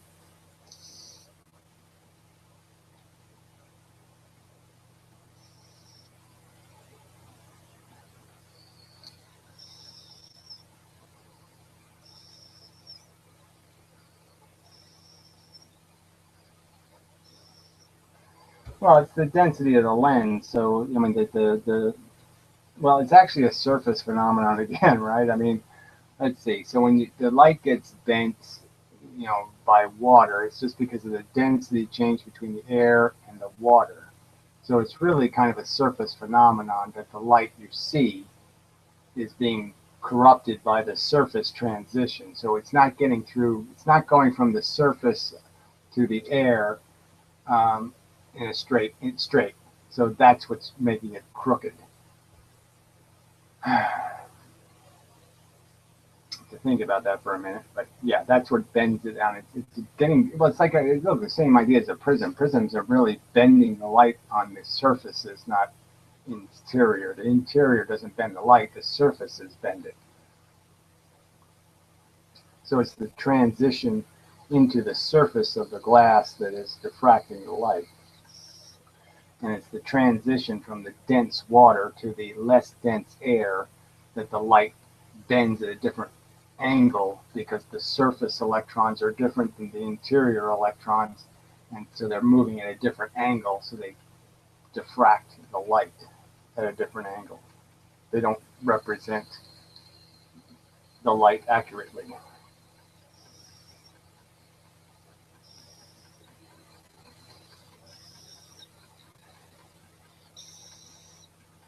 Well, I really don't think I'm that unbendable. I'm just saying what am I disputing? I'm disputing the worst parts of physics, right? I mean, I'm not disputing the hard stuff, the good stuff. I'm disputing the silliest stuff, okay? Photons reading your mind, Heisenberg, uh, you know, photons that can figure out how to duplicate themselves, and they interfere with themselves. No matter how big I make the opening, they're still interfering. I mean, just stuff that's totally illogical. Do you really think if I put two towers 7,000 miles away from each other and I shoot a photon right between those, that it really created two photons and they interfered with each other? Do you really think that happened? I mean, that's what their math says happens. And it's just that we can't see it because the lines are so small now, we can't see the lines. But they say the lines are still there. The light and dark is still there. Do you really think it really is? Do you really think two towers 700 miles apart and I shoot a photon right between them, that it really split in half?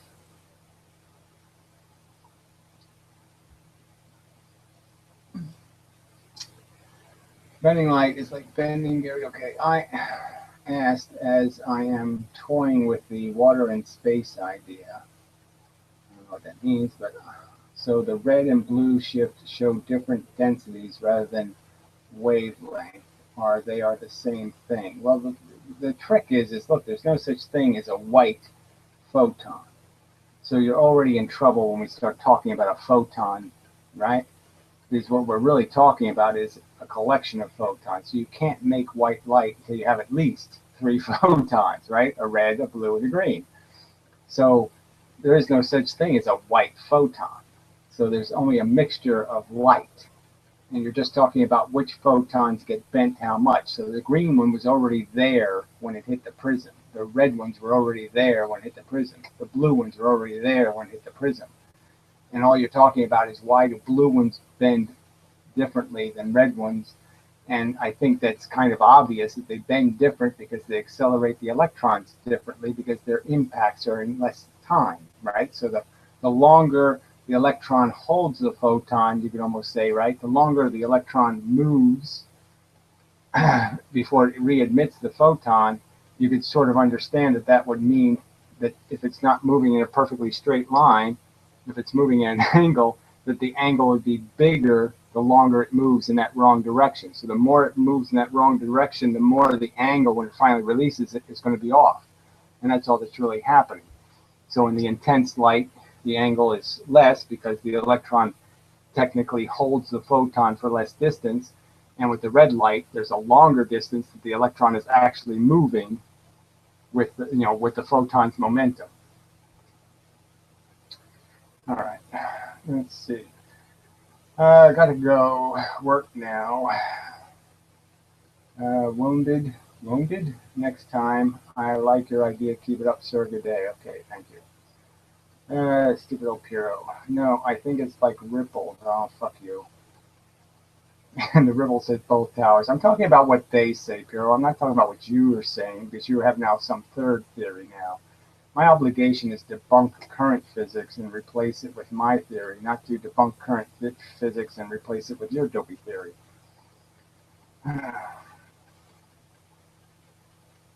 Their argument is, for their math to work, Piro, their argument is that no matter how big I make the slits, no matter how much there is, They're just multiply their math and make the line smaller. So they're saying the same effect happens. They're basically saying that even when I do the single slit and the pattern's only this long on the target, they're saying it's really all the way out here. It's going all the way out here.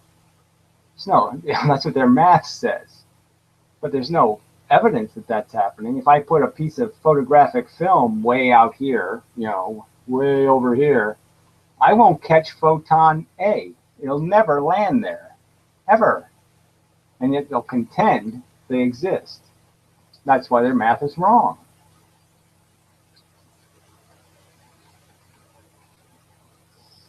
Well, I'm not going to use words like ripples, okay? We're talking about whether there's an interference pattern caused by two photons. I don't give a shit about this ripple crap. It can't create a fucking bar pattern unless there's two photons. That's the argument. The argument is that no matter how wide I make the slit, their contention is the photon duplicated itself and interfered with itself. That's their argument. You either think that's correct or incorrect. Fuck. I mean, do you want me to play the Yale physicist saying it? Basically saying that, well, why don't we see the pattern when a big wide window is open? And his explanation is we don't see it because the frequency is so high, we can't see it. But he's saying it's there, that it's still being interfered with. Okay, but we can't see the interference pattern because the bars are so close together.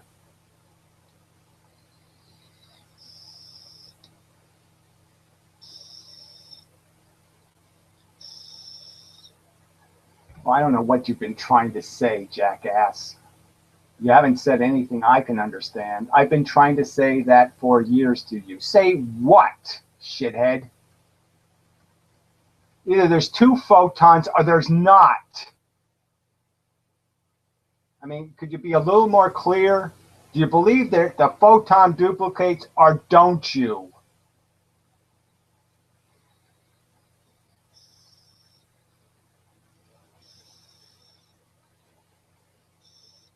Well, of course I'm saying it's not true that it's the most proven theory. It's proven by their own dark matter contrivances. Again, how can you... First of all, their math doesn't predict this pattern. This is the two-slit pattern. Obviously, it's made of two patterns superimposed on each other. There's no this break, this break, this break, this break will not be seen anywhere in their math. Their math predicts a pattern that looks like this. That's not what the pattern looks like. It looks like this. All right, so their math isn't accurate. They can't even, again, they don't even describe the experiment correctly. They say light does this when it goes through a single slit. It doesn't do that. It's a fucking canard. It's nonsense. It's a fucking lie since Newton's day. It doesn't do this. So I'm just saying, obviously, when they claim it's proven and predicted and did this and it did that, I'm saying I don't see any evidence that it's done a motherfucking thing. They came up with a thing called the wave, the probability wave as a function. So they call it the wave function. And for every circumstance, they have to change the equation that is the wave function. So when you're doing Newton's glass or you're doing the separation between air and water, every circumstance, you have to change the function, okay? So this math doesn't go everywhere with the same formula. You have to change the formula depending on the circumstance you're using it in. So it's not like this is some sort of universal function that answers all questions. They change the equation for every circumstance. And for the single slit experiment, they change it with this huge fucking lie of Huygens, this principle that's not a principle. The principle that's never used anywhere else but the single slit. Hey, Biro. Hey, so the problem with the comments being confusing, I see how they, because it's a minute, there's like a 20-second delay. So we're talking like on a phone line. So just to explain, so what I was trying to tell you is I written that when you were talking about why you don't see the lines in some cases. I know you disagree, but that's what I'd been trying to explain. So I see that you got that, which is interesting, because to me, one way we get confused is, we have to like focus on little issues. So like with the electron stuff, I don't see that it interferes with your system other than you've talked about. It doesn't make sense, but nothing else really hinges. None of the gears pull off of it. So I was just describing why they say, it has a pole. It is the polarity of it. So, anyway, and the spin is really just about that. So that's clarifying that. And then the last thing is, I do think that they say that it's ripples. I mean, that's the idea. Like all the multidimensional stuff with multiple universes, none of the really hardcore scientists really say that. It doesn't really matter. The point is, They're just saying it's like a ripple. Look, well, I'm just saying that's just semantics, okay? The point is whether you turn the photon into ripples or you turn it into bananas. I don't care. The point is there's two of them, all right? So to say that it's ripples in a sense of like the ripples I'm showing here of water waves going through a single slit, that's not the kind of ripples the one photon is creating. The one photon goes in and it creates the interference pattern, which are two rippled patterns. So the point is, whether you call them ripples or not, the point is there's two origins for the ripples. Right. Can I just ask you what these fundamentals are? It's the two part I'm disputing. I'm saying when I shoot a fucking laser beam through an open picture window, those photons are not being converted into two ripples. So tell me again, so the parts that you object to and accept and what you're going for, I know some of the things that you're trying to fit, that you're fitting in and working from, but so with space, Look, right? Space you think of as a real thing, yeah, and does it have fields, right? Just magnetic. Ignore the word space, okay? There's nothing and then there's something. And what I'm saying is that there's one something, it's called quanta. The something moves the speed of light. So there's a million zillion little BBs, okay, in the universe. Let's just take away all the matter and just do the little BB thing. And it's all kinetic, okay? So all the BBs are constantly banging into each other. Now, if I can give you a thought experiment, right? So if I take a circumstance like that where there's a zillion BBs, they're all equal number going this way, is this way, is this way, is this way. It's essentially at any one location in that field will be just like a light bulb in reverse, in the sense that you will be bombarded by BBs from all directions, will come right at you and hit you right in the head, okay? So the force effect is exactly like that. It's like you're an opposite light bulb. And now if I put two pieces of matter in that field, they will be pushed into each other by that effect. They're both absorbed, getting pushed, and the only thing that gets shadow is the space between them. So the force on the outside is stronger than the force on the inside, and they'll be pushed into each other.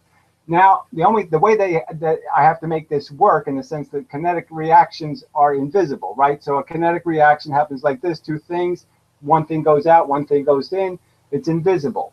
Well, it's not invisible if the polarization bounces off.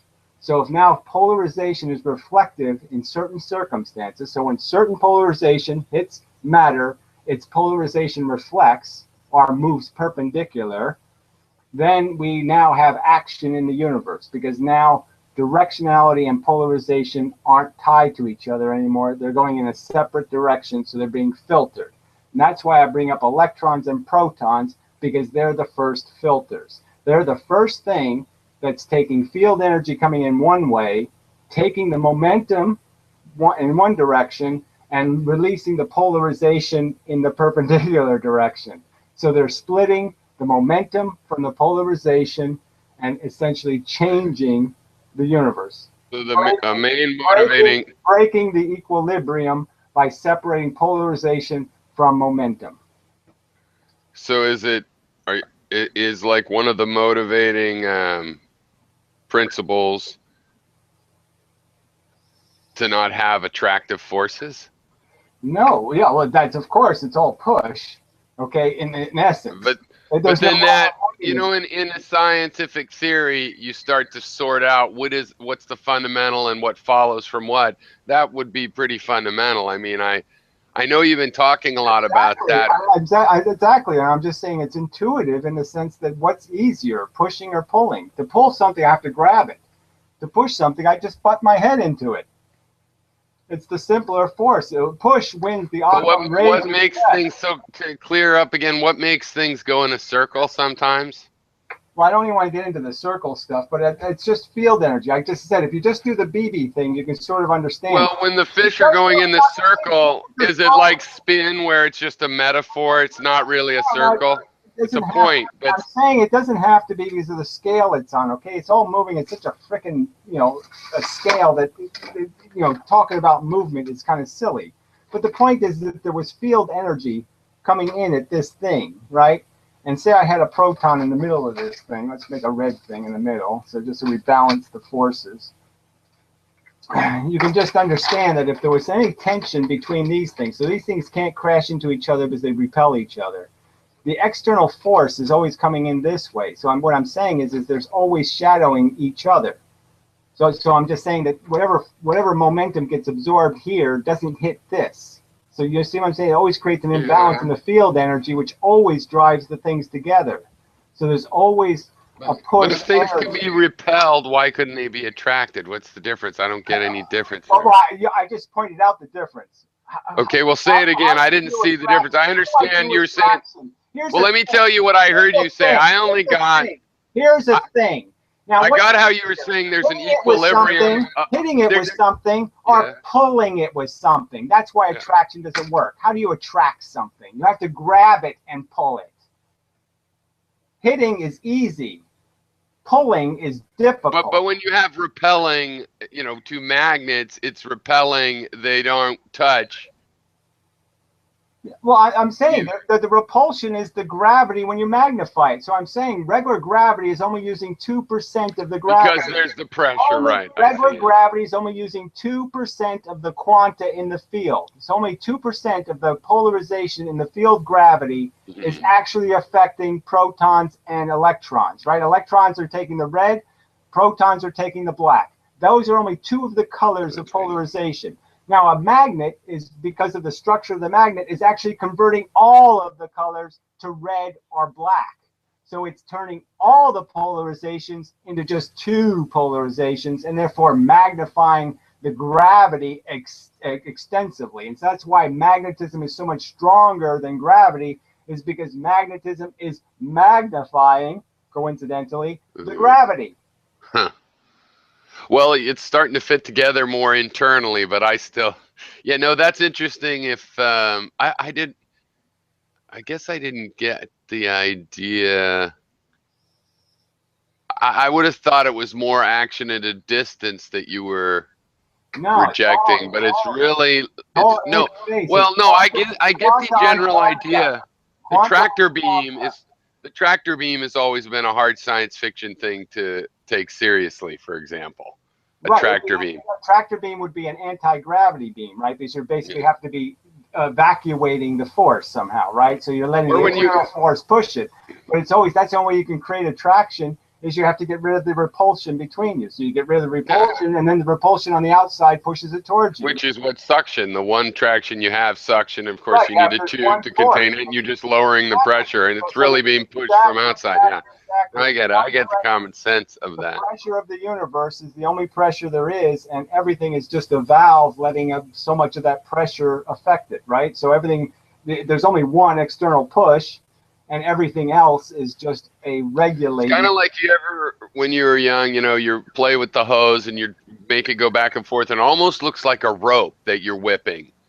But there's a fundamental difference. That's an illusion. It's just spraying out in a snaky pattern. Whereas, for example, you can't whip it. A rope is actually connected, and you can tell the difference. And it's kind of like that. All of physics has a lot of these, where I think that's why it's legit to have these debates, because, you can model the sun as absorbing, anti or dark photons or something, right? I'm just saying, if I do this proton-electron thing, I'm just saying that then all matter is absorbing. Every time you accelerate, you absorb red and black, so to speak. Okay, because you're if I'm moving, then my electrons and all my protons have to also move. When they move, that's a moving charge, which means they emit the EMF in the perpendicular direction. So they emit the momentum in the perpendicular direction, right? And the polarization goes forward. And so that's exactly the argument I'm making, is that's what's creating this imbalance in the field. So now the field You should energy try to find a mathematician. on the outside is now stronger than the field energy on the inside. Yeah, I'd love to get, You know how, like, Einstein was not that good at math. He was really disrespectful and even skipped math class, and his math teacher was one of the people that didn't like him, right? His other math teacher was way up his ass, though. The other guy who did all the other, I can't remember what he did, but he fixed all of his field equations. Well, he came to realize it was important, and he became good by, you know, ordinary person standards. But yeah, no, and was it Hilbert? Or he had a mathematician he worked with a lot on that stuff. And it makes sense, you know, and because there's a lot of mathematicians, it seems like, or a lot of people that like these kinds of theories to do what I really need is a math. What I want to find is just some sort of like Flash app where I can move little balls around by my formulas. You know what I mean? And so if I can figure out, if I can get a modeling software. You need to make a prediction. Well, I'll be able to make it visual. You know what I'm saying? I'll be able to make the rule, you know, which is, such a simple rule, right? I mean, when black hits red, the polarization is exchanged in the perpendicular direction. If it has a head-on collision, it reflects. You know, it's only like 3 rules, and I could just have the little BBs do their thing, and I'll just show how the rules will make it happen. You know, like, you know, it's automatic, and then the conservation rules will do the rest. Because all, you know, it just all adds up. I mean, you know, when well, right, but I mean, the scientists right now, if they had one of these religious faiths, it is that it will all get unified, right? Gravity and magnetism, and like you say that you're doing that on the road to it with their. So, but what they want really, photons are basically on the road, but they're definitely going to have to kill. They're going to have to kill Einstein's spent space, and they're going to have to recognize that the pressure is coming from somewhere else. I mean, the energy for gravity is coming from the universe. It's not coming from nowhere. Gravity moves matter, and it moves it with a force, and it's not moving it with nothing, it's moving it with something. Do you agree? What I'm saying is, do you agree that it's fair that institutional science is going to wait until it gets to the point which, if you pursue it and you got a mathematician, for example, to help, or happened after we're dead or whenever? I don't know why I need a mathematician. You don't. I'm not asking if you need one. I'm not disputing any of the math. I'm just saying, do you acknowledge that established scientists, it's fair for them to wait until you, but also my feedback and everybody's, to develop, you know, predictions where, hey, if I do this, like you're saying, build a device. I need predictions. I'll predict that if you take an electron and you shoot it through the middle of the window, it'll go straight. And if you shoot it by the edge of the window, it'll go crooked. So I've already made a prediction that if you want electrons to go crooked, shoot them next to the slit. If you want them to go straight, shoot them through the middle. So that's a prediction. Okay, I'll make another prediction. They'll never, ever, ever get a picture of solar lensing because it doesn't happen.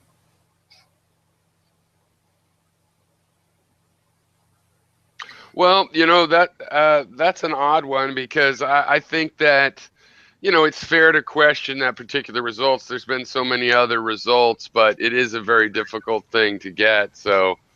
Well, it's fundamental to Einstein's theory. Einstein predicted that you could do solar lensing because he was doubling the amount of time the light was in the sun. Well, I don't want to talk about that. Because of time dilation. Well, I'm just saying it was time dilation that was the thing that was supposed to make it possible. And I'm just saying, by proving there's no lensing, then I'm proving time dilation is not relevant. Oh my God. I love time dilation. Well, I mean, it doesn't happen to photons is the point. The point is time. Oh, yeah, no, that's true. Matter, it doesn't happen to photons. Well, I think Einstein might agree. Because the whole point is relativity doesn't explain things that go. It doesn't explain. It actually says more that time doesn't apply to things going at the speed of light than it says. It doesn't really say anything. It's like a divide by zero. The perfect consequence of it is it's the whole in general relativity, right? Like a real complete theory wouldn't have this discontinuity there. would explain it I better. would have an answer for how you could possibly say that essentially a beam of light isn't moving anymore. You know, that's the part that's kind of oxymoronic, right? That if I move matter at the speed of light, I've essentially stopped it from moving. That's what relativity leaves you with, because now you have to take light back to the speed of light. So now the only way light can still be moving at the speed of light in your universe when you're moving the speed of light is for you not to be moving anymore. Well, that's interesting because there's another way. It's like that light is the absorption of dark, you know, kind of dichotomy, right? Because if you go faster and faster in relativity relative to everything else, then everything else slows down. Your clock stays normal. So if you could reach the speed of light, it's everything else like Star Trek that freezes and you keep shooting along. So to everybody else, it looks like you bounce around the whole universe, you know. Well, I quite but obviously, though, you couldn't manufacture something called light. It's the point I'm making, though. The only way you could have a flashlight that worked, okay, would be as if the relativity theory took you to suspended animation where you're not moving anymore. Then your flashlight can work because now you're at zero again. yeah.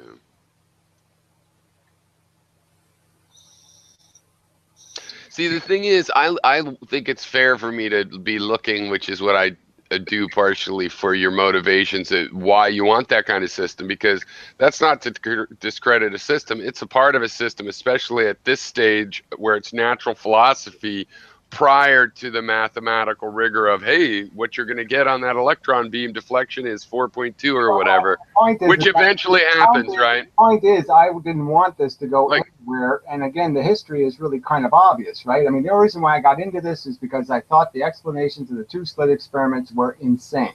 Okay, I thought they were crazy and silly, nonsensical. right. But it's beyond that, though. So I'm just saying that the only reason why I did this was because of that. And so the first investigation I did was light. And I said, well, look, what have I always thought about light?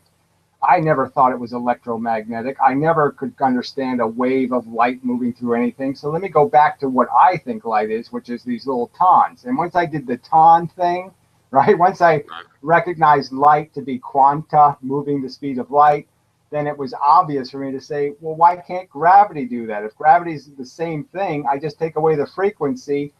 Can't I explain gravity with a photon? And I said, yes, of course I can, because it works exactly like a light bulb in reverse. I mean, it's exactly the same rules as a light bulb. It's 4 times stronger, half the distance. All those rules are exactly the same for light as they are for gravity. So obviously this makes sense. And so then I started doing the material gravity thing. And so I'm just saying that's the evolution. You know, first I had a problem with momentum, and I thought I cured it, and then I had to fix it again, and then I thought I had it, and you know, not until I got to this polarization thing with magnetism did I actually be able to fix gravity. You know what I mean? I got all the way to magnetism with the polarization thing, but then I realized, you know, Hoffman was again, as much as he was a pain in the ass, he was useful in the one sense that he pointed out that pure kinetic interactions can't make a changeable universe. And I said, oh yeah, that's right. Okay, so something has to be changing. And that's when I realized its polarization is changing. Momentum and polarization aren't locked. They're changed by matter. So that's the key element. That's the key bit of change that makes all the other changes. Right. Can I just say, for example, the motivation, and this is all physics I think you're familiar with, for Einstein is thinking about the Galileo's idea. And then going back to Galileo's idea that speed is relative, right? Like if you're in space and the other person's going 60 miles an hour towards you, and for them, you know, it's well, relative. Yeah, I understand, but see, that's the key point. Now right? you accept that or reject that. I mean, Galileo was really smart, but obviously he couldn't even imagine things going speeds like the speed of light. So obviously it works in this human sense, right? We get to feel like we can go on a ship and something doesn't have an absolute velocity because everything's relative. But that's only because we're in a very tiny spectrum of velocity. And if you did this in the real world of mega velocity, you would see your matter deteriorate. You'd see yourself being converted from matter to force. You know what I'm saying? Well, that's where you're working your way back to, right? Tangential dimensions would start disappearing, and you'd say, oh, yeah, I see what is happening. I'm turning into a one-dimensional object. I'm turning into a photon. Right. Well, ultimately, that's where it works back to, because that's where the relativity really comes from. Because then it's like, well, couldn't I find out my speed from a speed of light? No, it'll shift, and then time even, and then everything else has to start warping, and then the numbers worked out right for him. So it's like, must be true. And it is true if somebody, I mean, we know these aren't the final systems because of the holes in them.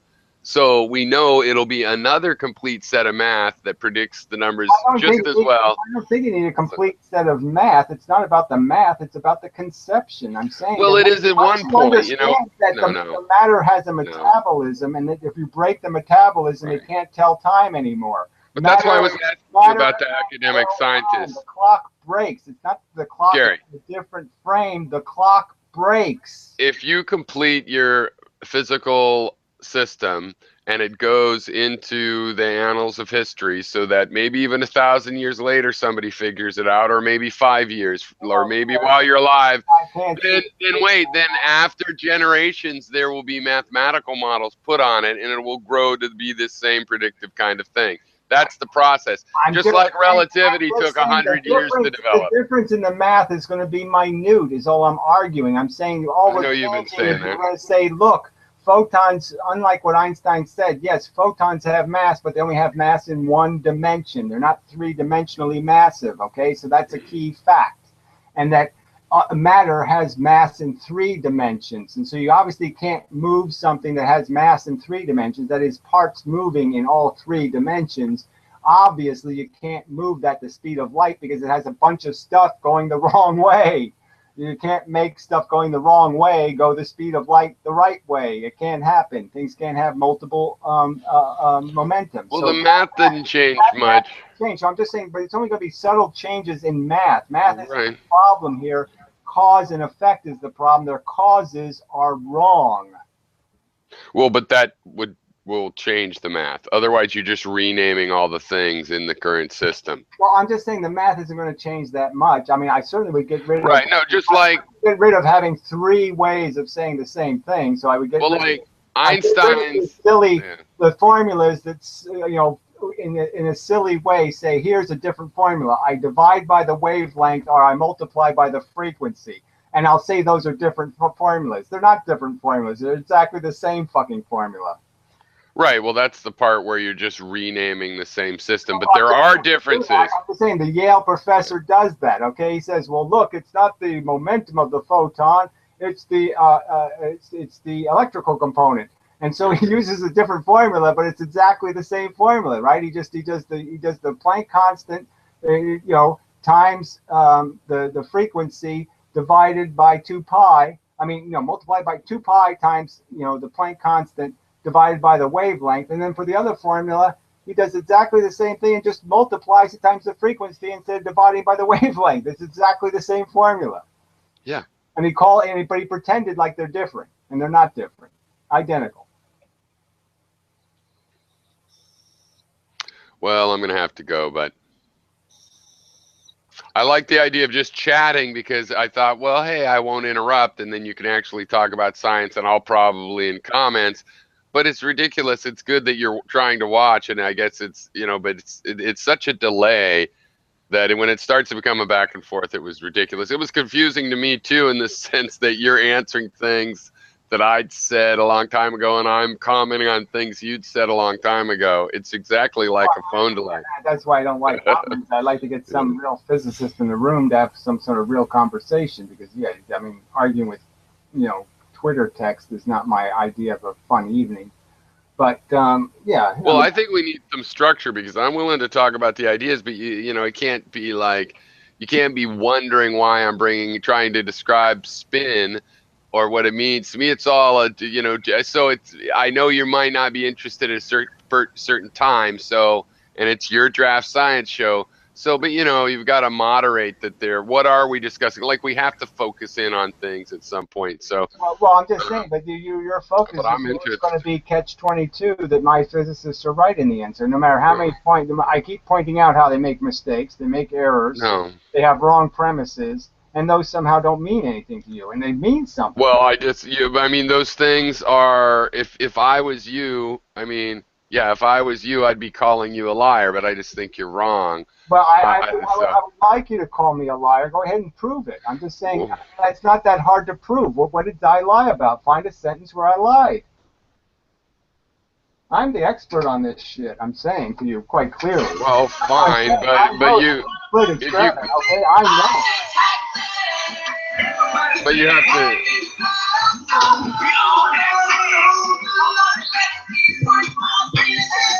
Yeah, that's really interesting.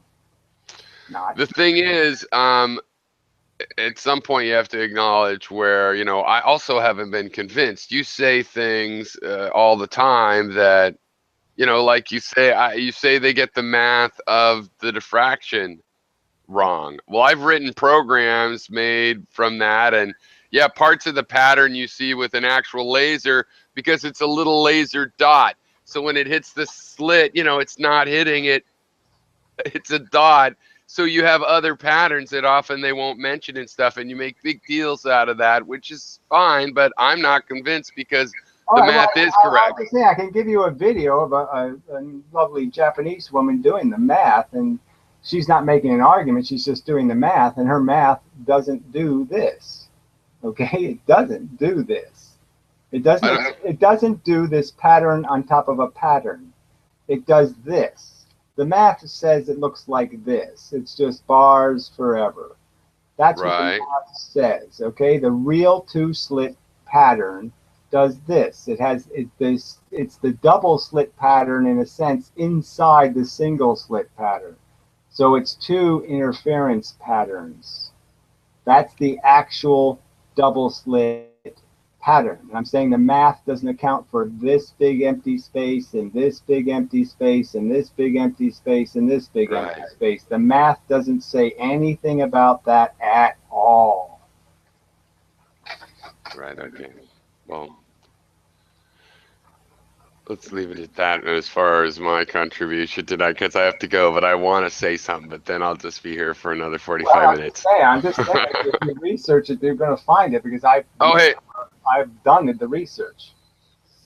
Yeah, but I'll watch for these, and I will watch, but maybe I won't comment. I might just watch before I come in. I mean, I might say, hey, I'm here, but trying to go back and forth in comments was kind of ridiculous. But yeah, okay. Well, I'll try to write this up again, but I'm just saying go with the fundamental principles, and then we can find out what principle you're disagreeing with. But I'm just saying that obviously it starts with this simple idea of the external pressure, and then I'm just going to explain how the pressure is regulated. And on a philosophical level too, because for these mechanical devices, and I'm just saying it does answer all the questions. It does answer why things move. It does answer why time dilation happens. It does answer why magnetism works. It does answer why magnetism transfers. Well, you do understand that the mathematics of pressure systems, basically hydraulic, HVAC, thermodynamic systems, refrigerators, there's a lot of math existing to explain pressure-based behavior, and you can tell the difference between that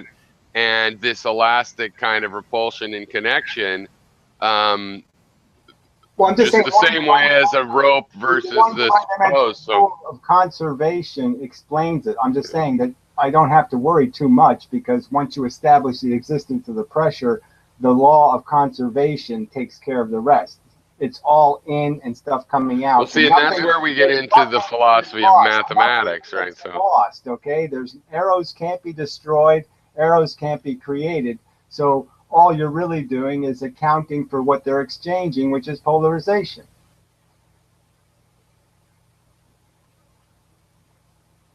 But anyway, I'm just saying it's not.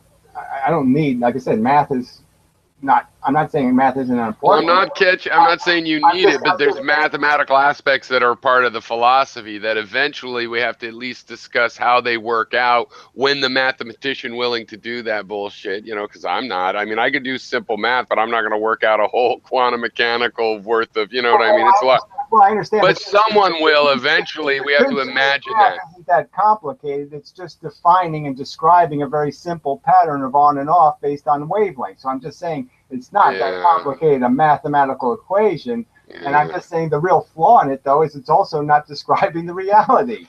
But when you say that, it's like E equals MC squared makes it look really, really easy. But with all the units involved, if you actually just put the numbers with the meters per squared and seconds in there, it's pretty fucking confusing. So, I mean, I think the whole system of it and how the pressure works, yes, it's complicated for someone that isn't a mathematician to finish that up. But as in natural philosophy, where you're taking the philosophical science draft approach to it, you do have to acknowledge, right, that it's going in that. I mean, I'm acknowledging your Well, system, here's a simple point I'll make to you. Okay, I'm but saying. pressure is Let me just different from the. this one simple point. Okay, because I made this Okay, argument in the earlier. and I'll just let you finish Right, with right. it. I'll just make this really simple point because I made it earlier. But it's the velocity argument, right? So if I put one photon into a school of fish, so one fish goes into a school of fish. The point is that bit of momentum has to travel through all of those fish. So that's complicated, right? Because you're taking one tiny bit of velocity, you're adding it into all of those things. So you're basically saying, here, I'm putting a quantity in, and I'm going to have to divide it by the number of fish that it has to move. And that's what the overall school is going to gain in terms of speed. So the speed of the school of fish is going to be this number times the number of fish divided by the speed of light. You know what I'm saying? No, Yes. the other way around. So I divide by the number of fish. Okay, well, I wasn't listening there. By the speed of light, and I get my answer. So my answer is going to be simple. The math is kind of simple, but obviously the process of migrating that velocity into all those fish is complicated.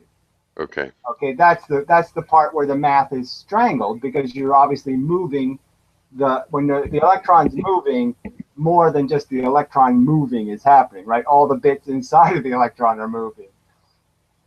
Okay, yeah, I see what you're saying, and I by holding my response, maybe I'll remember it, because I do think it might be a good starting point for what my question and challenge to that part of the idea is.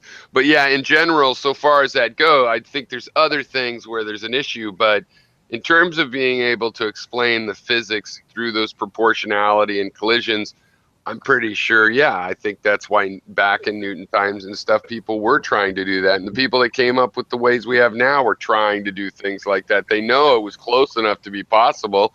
And if you want to say, well, they just took a little wrong turn, well, that's how it works. Yeah, maybe you're right. So anyway, I'll see you later, Gary. Nice talking to you.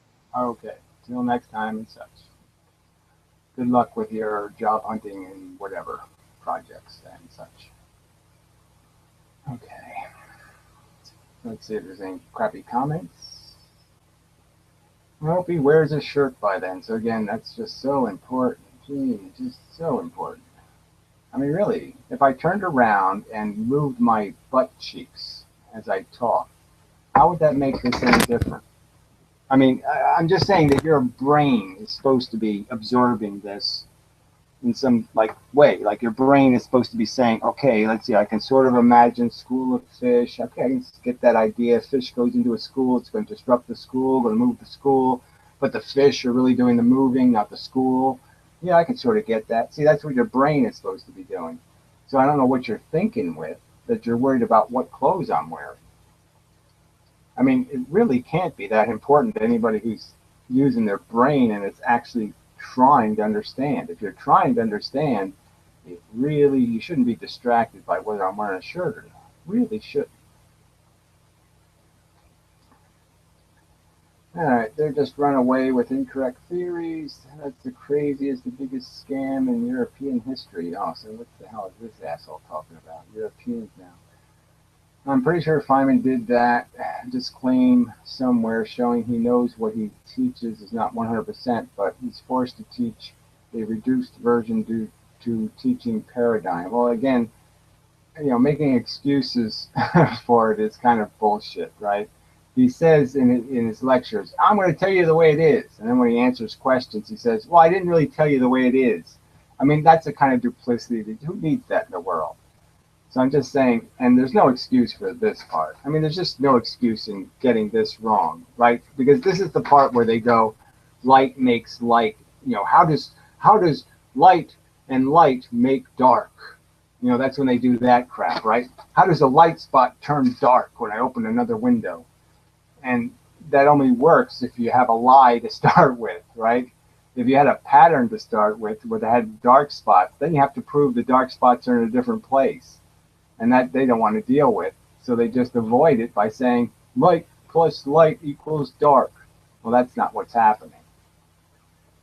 Let's see, European history. There are hundreds of the smartest people working on the HLC. Well, again, and it's all wrong. Well, I'm just saying, do you understand what an accelerator does? It smashes things together. And they think by smashing things together, we're going to find out what it's made out of. Well, if I take two Volkswagens and throw them at each other at 500 miles an hour, do you think the parts I'm going to get back are going to reveal how a Volkswagen works? Or can you imagine that those parts might be just kind of funky, weird things like headlight steering wheels and seats with bumpers in them? And I'll get all kinds of little weird pieces. I mean, the fact that most of the particles they're finding can't survive outside of the accelerator, that is, they exist for a millisecond, isn't that kind of a giveaway that these aren't permanent features of the universe, that these parts really might not be parts, that they just might be bits broken off of something, and that the bits are going to get reabsorbed, they're going to fall back into the earth? You know, if I smash the earth into a billion little pieces and we wait for gravity to put it back together again, that could be an interesting experiment. But what do you think is really going to happen if I smash the earth? Well, all the little pieces are just going to get absorbed by other planets, right? Anyway, there would be a whistleblower at one time. This is a big story. Well, I'm just saying the evidence of the story is in the facts. I'm saying that physics and all science depends on things like saying repeatable experiments. They never repeated Einstein's lensing experiment successfully. Now, shouldn't that be an indication of something? They have the Hubble telescope. They could do it every day. They don't do it. Isn't that evidence of something? I'm saying this two-slit experiment you can't get much simpler as an experiment. Is there any excuse for wrongly describing what it produces as an actual factual thing? I mean, it's a simple fucking experiment. Slit, light, pattern. And they can't accurately describe that. Do you understand that that's evidence of something? You can't just sit there and keep pretending it doesn't matter. It fucking matters. All right, let's see. I bet this guy that keeps their shirts on just saying. Well, whatever. You can just say whatever you want, asshole. We don't even know if they're measuring what they say they're measuring.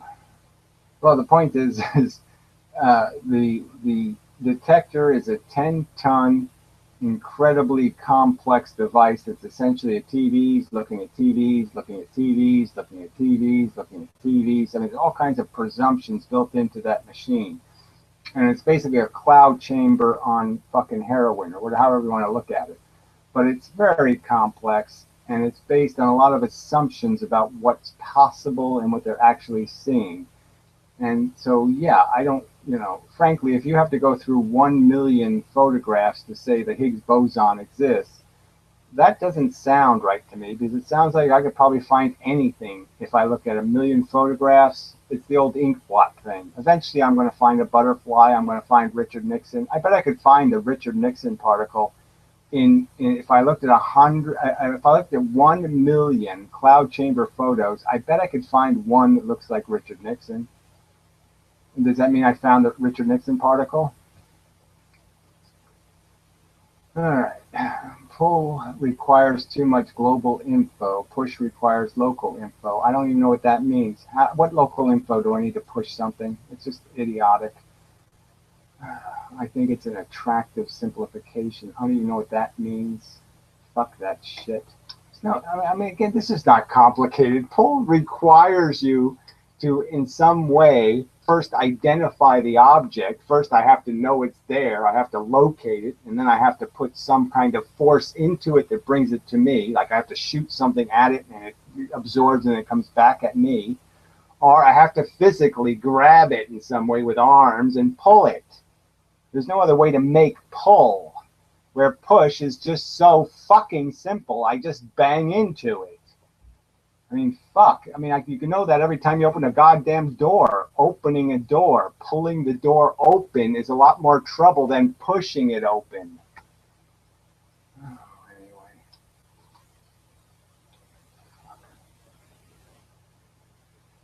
Let's see. Prove black holes. Yeah, I don't have any proof of one of those. We don't have a proof of condensed matter. Let's condense some matter for me, please. Gravity does not bend light. See black holes. Well, again, that's the silliest answer ever. You have a photograph of a black hole bending light somewhere? Let me see it, fuckhead. The guy basically said the experiment failed. Let's see. The value is found was different than what was predicted, right? How much is it off by? I don't know. Wasn't Einstein's lensing prediction way off? Well, his prediction is wrong, okay, in the sense that you can't bend light. But the point is that the experiment itself barely indicated that there was the lensing, that the sun behind our sun, had been was off in terms of where it should have been. Okay, so it was optically not where it should have been by a tiny measure that barely made the math work. And so then they did the experiment twice. They had two teams, and the two teams didn't even agree, and it took a year for them to argue with each other and say, yes, Einstein was right. So that's how marginal the experiment was. And then they've been tried twice on different other times when there's eclipses, and both of those experiments didn't pass the margin of error. I mean, one catastrophically failed and the other one failed. They had results, but their results aren't above their margin of error. And again, my argument is a simple one, is that the only reason why they had to do this with eclipses is because of the scattering that happens with terrestrial telescopes. You can't look through the atmosphere without the sunlight scattering the light, and therefore you can't look at space during the day. Obviously, you can't look near the sun during the day because there's all this light getting scattered. But the Hubble telescope doesn't have a scatter problem, so it can look right next to the sun and see very black space. So the Hubble telescope could do the experiment every day, every single day. It could look right next to the sun and see things in the wrong position. And it doesn't see things in the wrong position, and that's why they don't say anything about it, is because the Hubble telescope isn't seeing lensing happening. Dark stars were predicted in the 1700s. They didn't even know what a galaxy was back then, retard. Let's see, but they didn't have to defy the laws of physics to grow dark stars. Well, again, a dark star is a whole nother argument. There's no real evidence of them either. But anyway, so it was just a margin of error thing they were playing with. Sounds like a lot of typical experiments lately. Well, I'm just saying, the experiments now are just so convoluted that this isn't even really a margin of error. It's the margin of bizarre presumptuality. I mean, they just keep presuming a ton of things that they don't have a right to presume. Like, for example, light is actually reflected off of a mirror. And light doesn't reflect off mirrors. Light is absorbed by the mirror and then readmitted by the mirror. There's no such thing as a reflection. And they don't account for that in any of these experiments. And reflection causes a change in polarization. And so it's like rainbows are polarized. They take unpolarized light and they polarize it. That's what reflection does. So, I mean, how can they even talk about doing an experiment with a ton of mirrors and polarizers? I mean, doesn't that sound a little silly? Send the light through a polarizer, then send it into a mirror that polarizes it. I mean, does it make any sense? No. Gravity does not bend light. If it did, gravity would be faster than light, and it's not. Well, it's not about being faster, in my opinion. It has nothing to do with that. You can't bend something that doesn't exist in any other dimensions. It has no perpendicular dimension. That means, how can you push something with no perpendicular dimension? You can either stop it or you push it in the way it's going, but you can't do any of the other two. So obviously you can't push it the way it's going because it's already going as fast as anything can go and you can't catch up to it. And stopping it means, oh yeah, I absorb its momentum. So I'm just saying there is no other choice. There is no third, let's just bend it choice. It doesn't exist. Light can't be bent because it has to change speed to bend, if you think about it too. It can't be going the speed of light forward if it has to bend. It either has to go faster to bend or it has to go slower in its forward direction to bend. So you can't, it doesn't make any sense.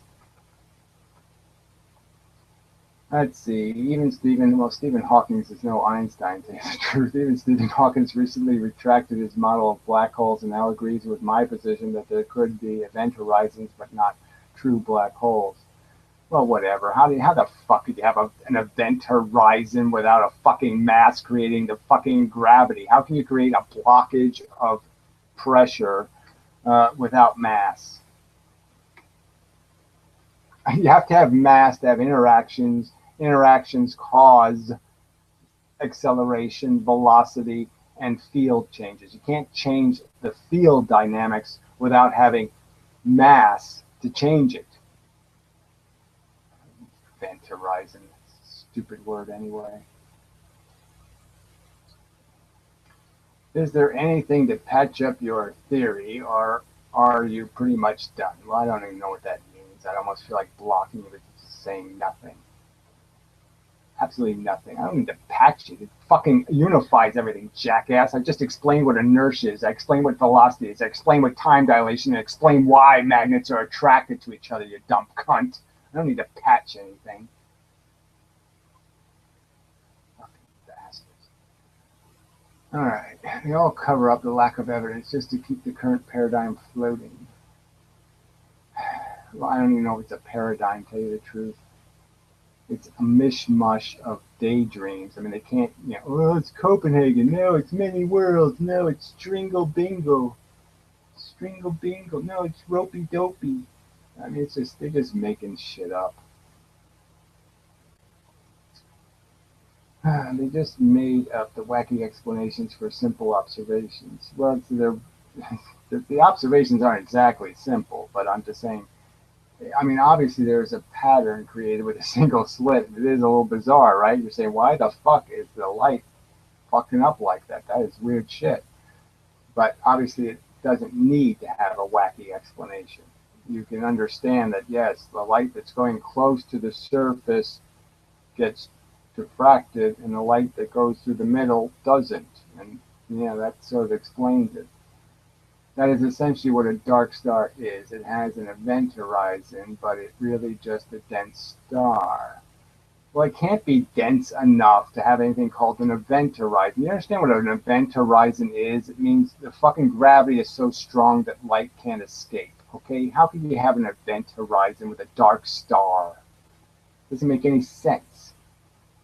Not the same logic defying impossible singularity nonsense. Well, I'm just saying, I don't know how you could have something called an event horizon. Right? I mean, explain to me what an event horizon is if it's not theoretically impossible. It's an intense gravitational field so strong, okay, that if I put a piece of light on the event horizon, it can't go anywhere.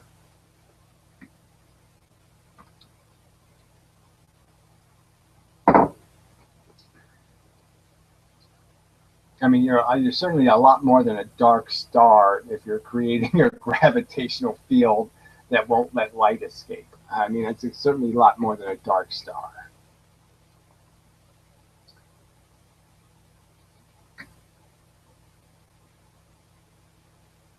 I mean, for the sun to not allow light to escape it, the sun would have to be bigger than the solar system, right?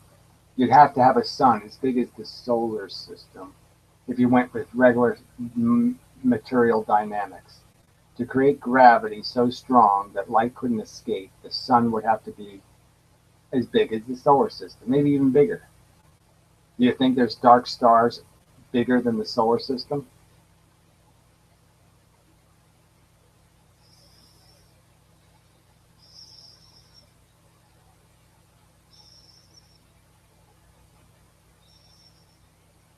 Well, I'm just saying, there's absolutely, if you're creating event horizons, you're creating black holes. There's just no point in talking about it. Well, there's a link in the video. Okay, it says inmendum.com DS index, right? That's where the writing is. And yeah, it's incomplete, and I started it, more than a year ago, and so I have to fix some of it. But it basically goes through the gravity, magnetism, the thing. But it needs to be fixed because, yeah, I didn't realize how important the polarization thing was to gravity.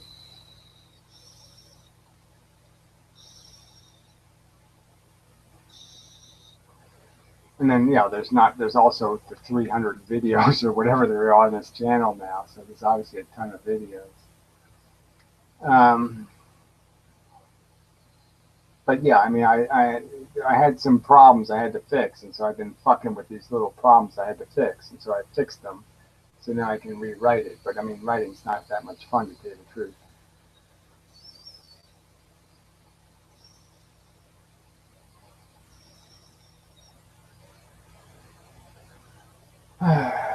Let's see. They may or may not really be out there. I don't know. My point is just that this type of stuff is predicted before Einstein. Well, you're saying stuff was predicted before Einstein. I'm just saying, predicted in what way? I mean, obviously they talked about things like gravitational lensing before Einstein. They talked about time dilation before Einstein. I mean, he didn't invent this stuff, but he did come up with a way of making it work mathematically. Even if they did find true lensing, it wouldn't necessarily prove Einstein. Well, I'm just saying the point of Einstein was that he could make the matter, the mass of light, heavy enough to be bent by the sun using time dilation, because theoretically the light would be in the gravity twice as long. You get it? See, time dilation means the light spends twice as long in the gravity of the sun, and therefore the sun has time to bend it, because if you just went with Newtonian mechanics, the light isn't massive enough to get bent by the sun because it's not in the gravity long enough to get bent in a visible way. You couldn't detect it. Einstein said it would be detectable because of time dilation. So that's what changed the equation, because now you could double the effect of the gravity. Essentially, you could double the gravity of the sun by using time dilation.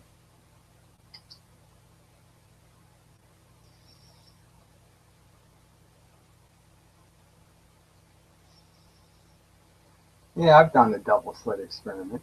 I'm saying, why should I do it when they've done it professionally? This is the pattern. Okay, there's just no disputing it. This is the true pattern with two wide slits. And the wider you make them without going preposterously wider, the more detailed this pattern gets. You get more pattern with a wide slit, less pattern with a narrow slit. That's the catch here. So when somebody uses too narrow a slit, you only see 2 or 3 bars. But if you use a wide slit, you'll get a very broad pattern. You get the complete pattern. The complete pattern is revealed with a wider slit. You only get a portion of the pattern if you go with a narrow slit. A narrow slit spreads it so much that you don't see any of the detail of the pattern.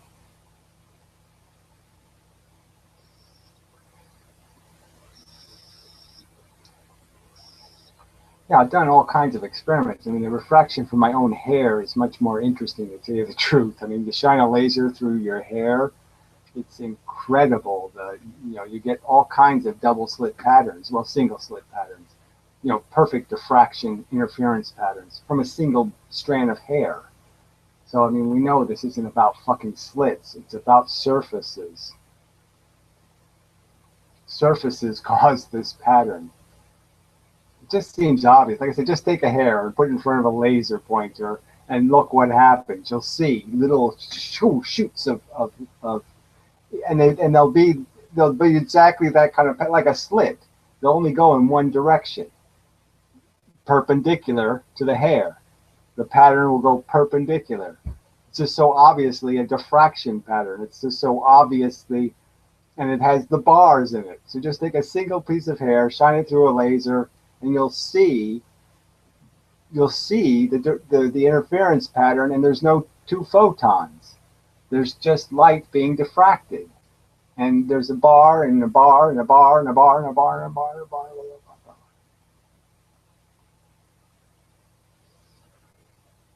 I mean, it's just I'm just saying you can't. Can you get more obvious? But I'm just saying it was obvious back at Newton's rings. I mean, Newton's rings are just taking a small little aperture, and with monochromatic light, Newton created rings of light. And the rings of light are the same thing as the bar pattern. They're the same thing as the interference pattern. And obviously, Newton wasn't stupid enough to say the photon is splitting in half and causing an interference wave with itself. He wasn't stupid enough to say that. He didn't know why it did it, but he wasn't stupid enough to say that. And what he did say was, well, it seems obvious that the surface area is increasing proportional to the volume of the opening, and therefore this phenomenon probably has something to do with the surface of the aperture.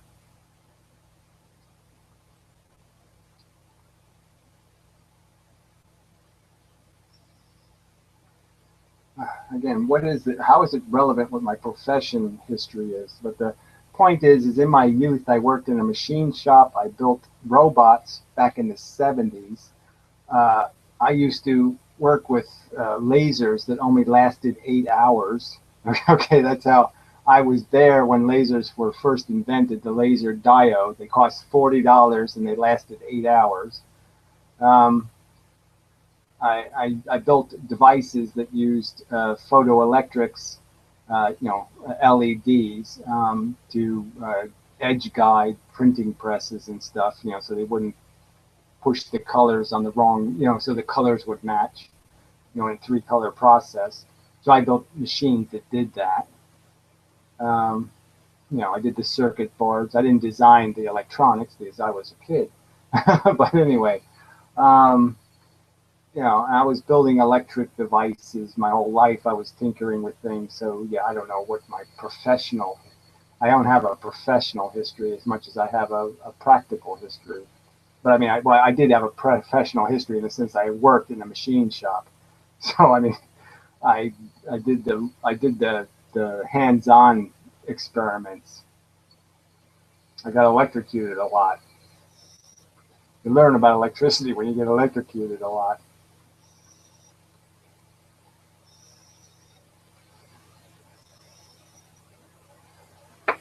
Are you trying to get anything published yet? Well, I tried, and the point with publishing is a real problem. The physicists aren't reading the papers to decide which goes to the physicists. You know what I'm saying? It's some asshole who's deciding what paper is going to make the magazine more money, or what subject he thinks is going to be interesting to the people that are going to do the editorializing. So there's just no point, because that imbecile isn't going to be able to know I'm right. He's just going to say, hey, this is an asshole with no degrees from no college, and he thinks he has a theory. Well, fuck that, I'm not even going to read it. So, I mean, I'm not going to. And you have to pay most publications. I'm not going to pay them. I mean, that's just bullshit. I'm not going to pay them unless they're accountable. So the only way I'm paying somebody is he has to give me an argument. Okay, if I'm paying, he has to write an opinion, and it can't be, I think it sucks. He has to actually say something and put his name on it. So I'm not paying anybody who ain't signing their statement, because I want the right to humiliate the fuck out of them.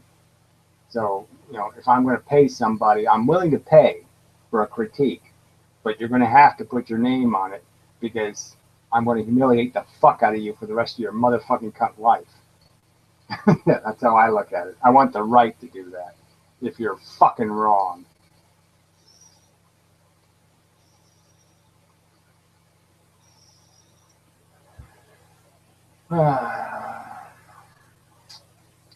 Are you trying? Well, frankly, the law is for lawyers. I mean, I mean, I don't want to be. I don't want to say you have to have some kind of knowledge of a subject, but I'm just saying it took me a while to learn the law. It takes a while to become somebody competent to argue about what the law is and talk about legal precedent. You have to do some research. So you can't know physics by just saying I know physics. I mean, obviously, I had to do a lot of work to acquire the knowledge I have. I've spent the last 5 years eating every meal watching physics lectures. Okay, I mean, I don't do any leisure shit. I don't watch movies anymore. I don't play video games. No, I watch physics lectures. I've watched Feynman lectures, 50 times over. 50. And I've watched the MIT lectures 60% of the MIT lectures I've watched at least 3 times. Because you can't get it the first shot. You got to listen to it a couple of times before you get what the fuck they're saying. So I've earned my knowledge. I mean, it's not something that came from nowhere. I had to work to get it.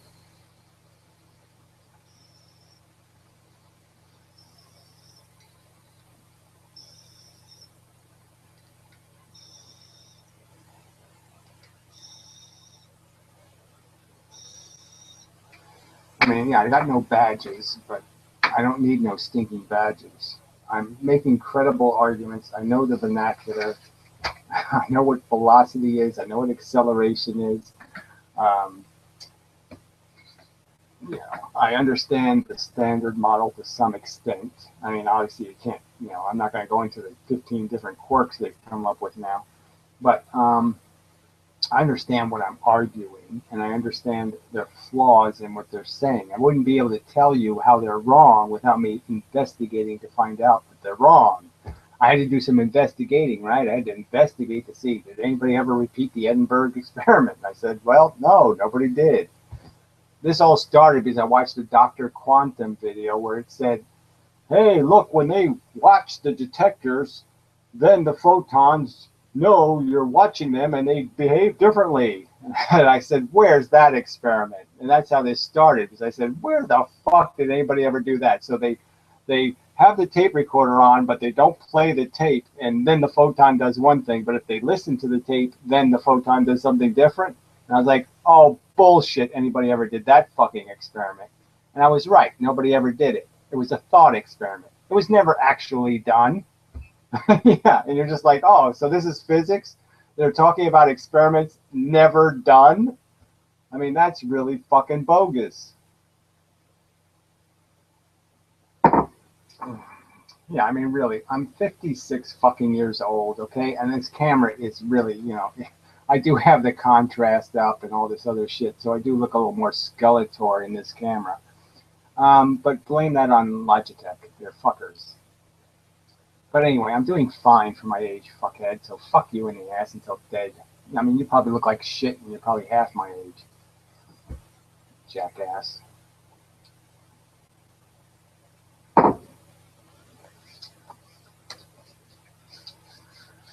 I think you've got a very good theory. He explains a lot with very simple first principles. Yes, that's the idea. First principles. I have to keep that in mind. I have to title the book First Principles, because that's all this is first principles. You get those wrong, you're fucked. So if you get the first principles right, you get the first foundational facts right? Foundational facts. That's the whole game, man. Fuck those up, the game's over. No extra magical particles or dimensions or endlessly adjustable parameters. Exactly. That's, it's all going to be very, very simple. All that's happening is polar. It's all just, you're not even, I mean, it's funny to say, but I mean, your identity really isn't defined by the quanta. It's just defined by the polarization. So it's just the orientation of the junk that makes you. It's not really the junk itself. I mean, you have lots of extra junk in you that's not you. And it's only the junk that's polarized right that's you. And there's just as much junk right next to me. So the field is just as dense as I am.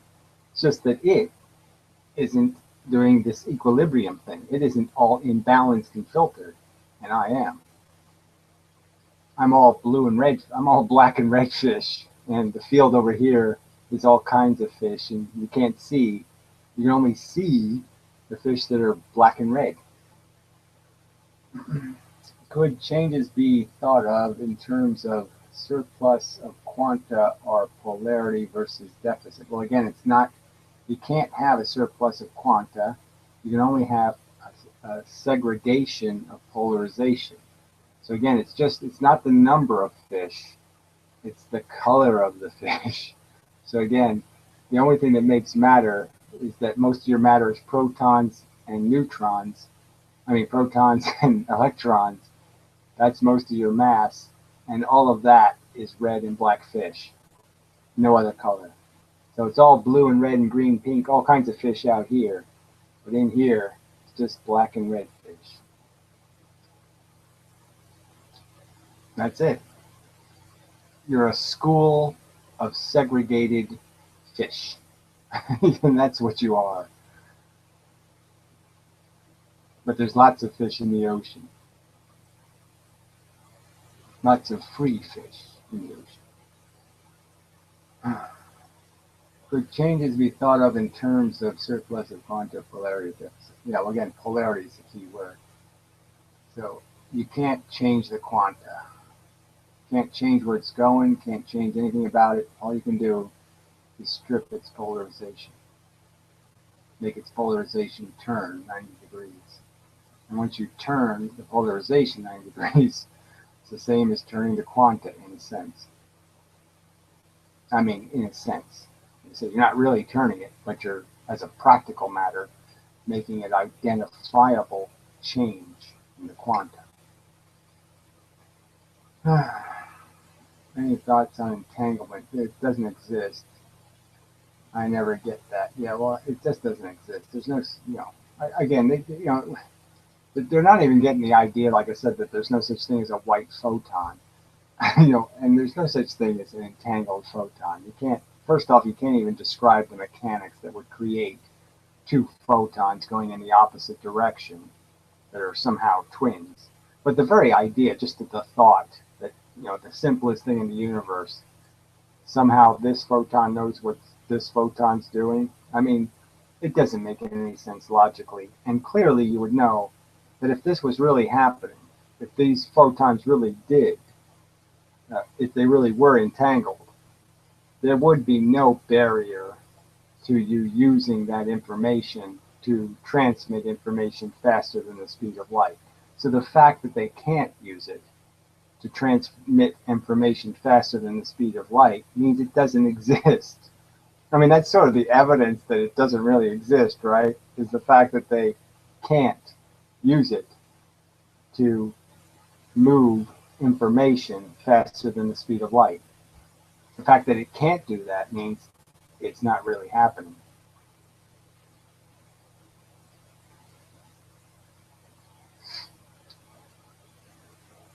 It's just another extraordinary claim with extraordinarily little evidence, right? The evidence is, right? Extraordinary claim, evidence. That's not evidence.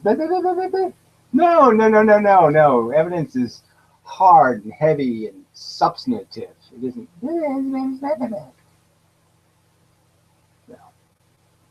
But eventually I'll go through all those experiments. I mean, the entanglement, the eraser crap, all that shit. But I'm just saying, I can't even get a rational argument on the two-slit again.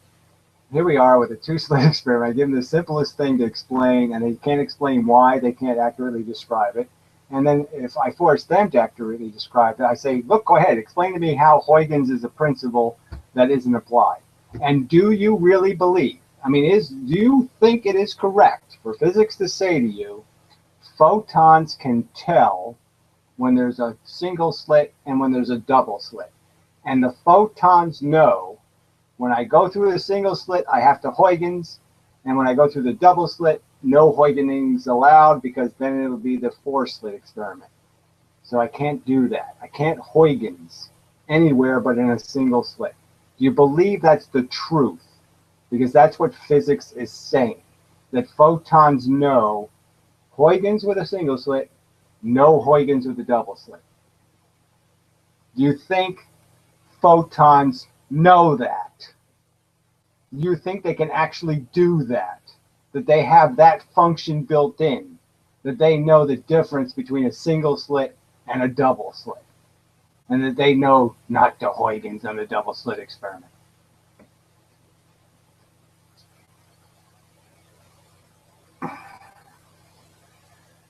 Well, it does turn out, you can call my existence pitiful, but the point is that I accomplished quite a lot with my pitiful existence. I pointed out the basics of physics, and I pointed out the basics of psychology, which is you're a fucking bug, asshole, and your life is meaningless. So you can call my existence pitiful, but obviously, compared to all the other pitiful assholes on this planet, I'm magnificent.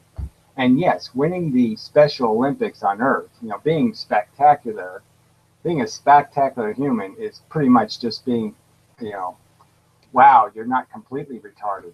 You know what I mean? It's absolutely, this is winning the don't be an asshole contest isn't that difficult, really. Come on.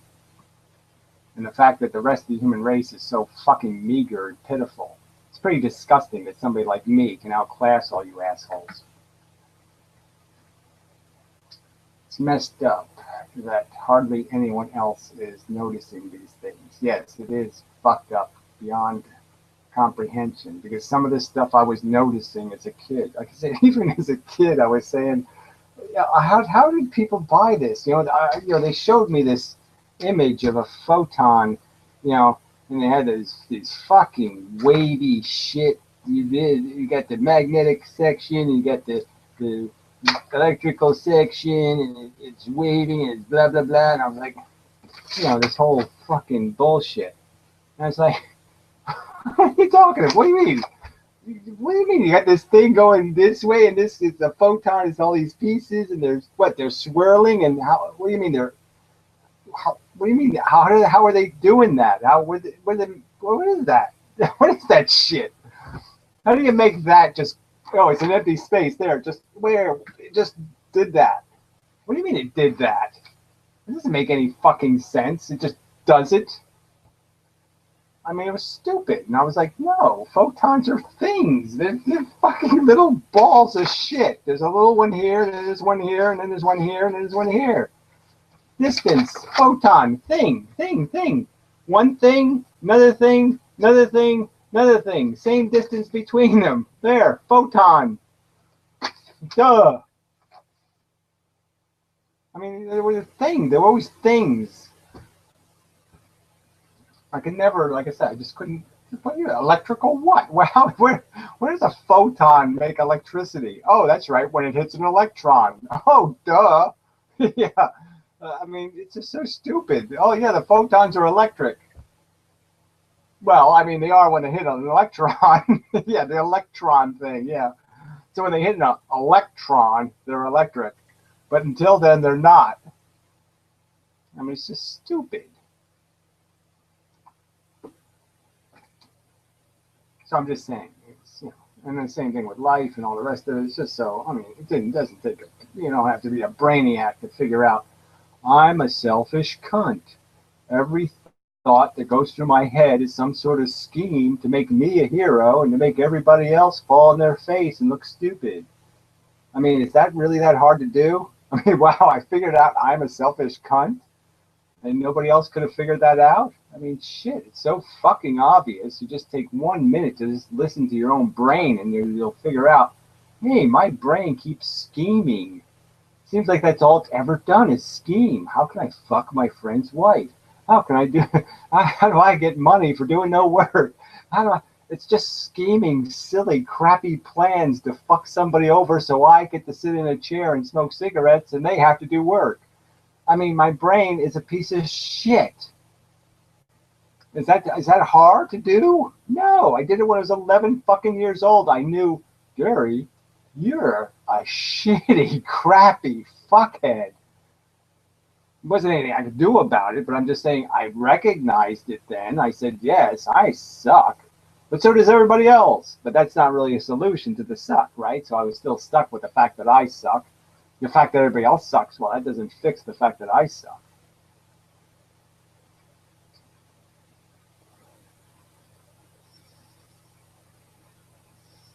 Yeah, electrons are complex schools of fish.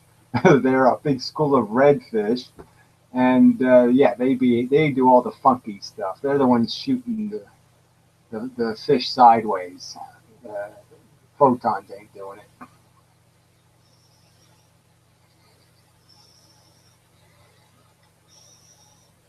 Yeah, I mean, even electrons are pretty simple, right? Because it's just this perpendicular thing. It's just so obvious again, but I'm just saying it's just so, I mean, they know the EMF force is always perpendicular. I mean, it's just so obvious that the photon goes in, the electron moves a little bit, and then the photon goes out depending on the angle that the electron moves, right? So I mean, if the electron moves straight, then the photon comes out straight. If the photon goes in and the electron moves at an angle, the photon comes out at an angle. I mean, the rules aren't that complicated, but it's just this idea that only one color is all it's going to eat. It's only going to eat the red shit. It holds the red shit and then ejects this black shit. And well, I mean, it's the wrong way to say it. I mean, I don't want to. I mean, I have to be careful how I say it, but I'm just saying that we know the proton and the electron are doing the inverse polarization. They're inverting. They're doing exactly the opposite thing to the red and the black. But it's the red and the black, and all the other colors are irrelevant. So matter is just about the red and the black, except when you get to magnetism, and that's when, yeah, all the colors go red and black. Yeah, very good. Bullets, specific frequency. It's all really all there is. More likely, the quantum realm is incredibly simple. That's exactly the point. The quantum realm is just shit moving the speed of light going in straight lines. That's all there is. There's no crooked lines in the real universe. There's just right turns. And because the big universe is so big, we think the right turns are round, but they're not. They're all right turns. The real universe is incredibly Elise. Okay, it's like an old computer, you know, where all the letters are all lumpy. That's what the real universe looks like. The real universe has square geometry. It doesn't do any of this roundy shit.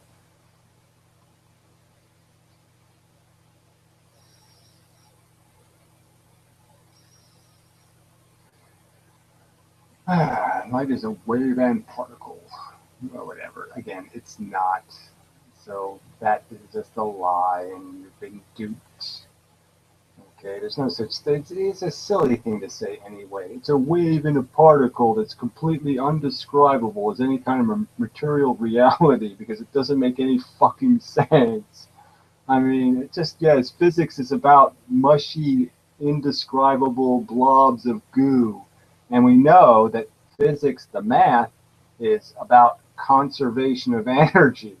And every single little tiny Kelvin of a little speck of a degree of a calorie is accounted for. So we know the real physics is hard and unyieldingly mathematically precise, and it's not some blobby quantum blah blah blah.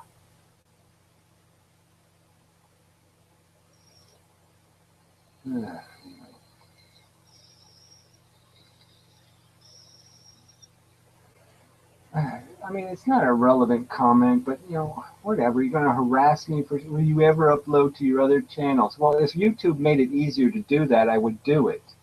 But the point is that I have to have 7,000 phone numbers to be able to use my other accounts. And so that's why I don't use them, is because I have to have a fucking phone number that's different than these accounts. So it's a little bit of a hassle to use them. But yeah, frankly, I'm a little bit consumed by this, and doing all of that hasn't been on my agenda. But I do want to make the Ethel channel. I'd like to be able to make some more videos, the Ethel is, so I got to do that. But I'm just saying, I'm busy. You don't see that I'm busy? Oh, God, I just hate you cunts. Bullets at a specific frequency on waves. I totally agree. The quantum universe is more like an Atari game than some heliographic 11-dimensional entangled blah blah blah manifold nonsense. Yes, it is. Exactly. Look, the universe is dumb.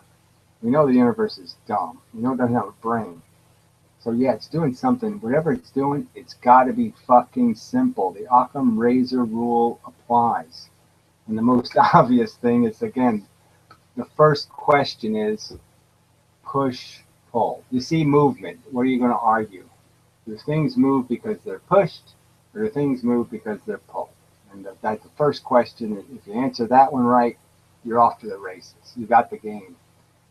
And they couldn't answer the first question right. They keep doing it wrong. They keep thinking pull. They keep thinking attraction because they want everything to be attractive. They want everything to be positive. And no, the whole universe runs on the negative first. First the negative, then the positive. If you have that, the negative before you can create the positive.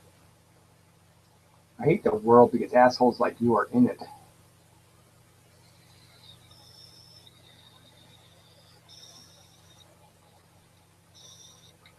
I mean, I already just answered the question, didn't I? I hate the world because the world is based on the same premise. Negative first. Need first, then solution. Yeah, that's stupid. Need without need is stupid.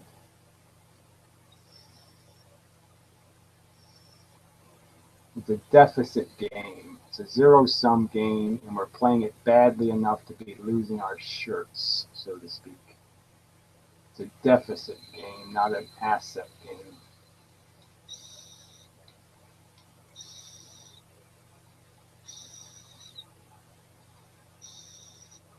There's just losing, and you can lose minor or you can lose major, but that's all there is. There's no winning.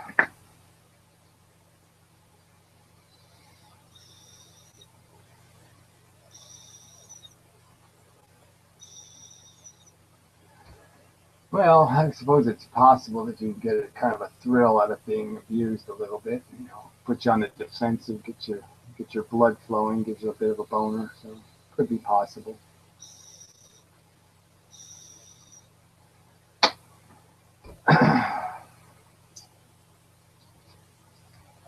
I'm sure there's plenty of people who want me to fuck them vigorously. Yeah, sure, there must be some. Anyway, what about building something up? What about building something up? I don't know what that means. You know, it was just a silly argument. I mean, why are you arguing with me? You know, the truth isn't a direction. I think the truth is a pretty good direction. So anywhere you're pushing stuff towards the truth, you're building in the right direction.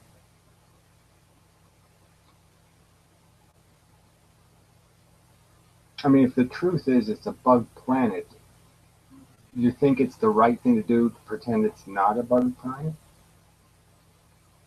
You know, I'm just saying, if the truth is it's determinism and we're just stupid fucking robots with really retarded programs, we should pretend that's not the truth.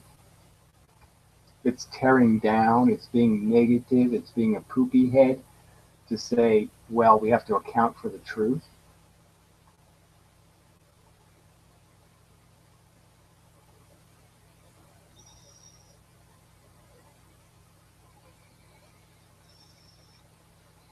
Fuckbot, I like that.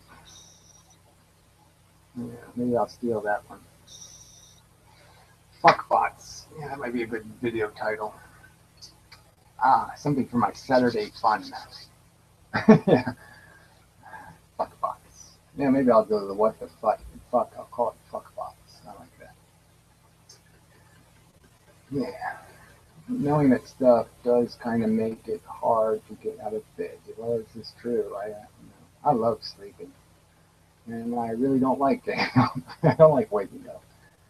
I mean, sometimes you do that, waking up without getting up, which is nice. You know, nice boner, and you can play with it for a while. But yeah, otherwise, waking up sucks. If you haven't done the double slit experiment, you shouldn't be making bold claims against it, just saying. Well, it's just stupid. I've already claimed, I've said, I've done it personally. But, I mean, fuck. Are you so stupid that if there's a video of a fucking experiment that's not the same thing as doing the experiment, what the fuck do I need to be in the room for when an experiment is happening? So you're saying it's somehow different. If the camera watches it and videotapes it and shows it to me, it's somehow different if my eyeballs are 10 feet away and I watch it.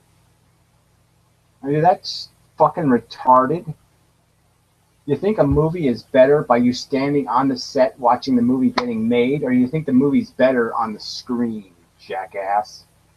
You know, I mean, fuck you, dumb turd. I mean, really, I'm not even going to dignify. You can just fuck off. It's such a stupid remark. I mean, I've made 300 fucking videos. I've shown the two-slit experiment. I don't need you to tell me what I have authorized to say or what I'm not authorized to say, you just a fucking cunt. I've made rational arguments. I've pointed out where the physicists are misdescribing the simplest experiment in the goddamn history of physics, you fucking cunt.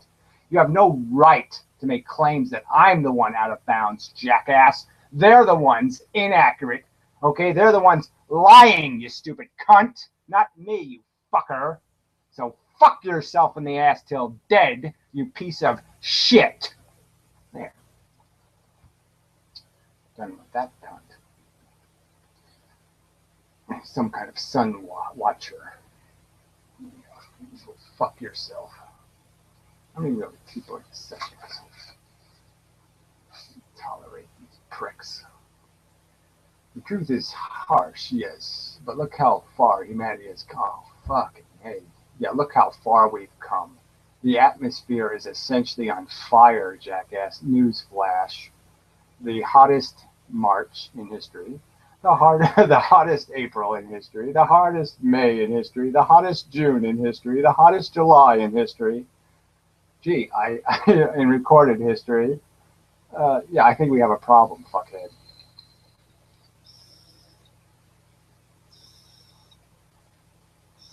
I mean, the economy is made out of debt. Oh yeah, that's just too fucking brilliant. I mean, all these brilliant physicists, and they can't point out how, hey, you know what? Making wealth out of poverty, uh, debt is retarded. That's not really wealth. That's servitude, and indebtedness sucks. Getting rich on somebody else's poverty is evil.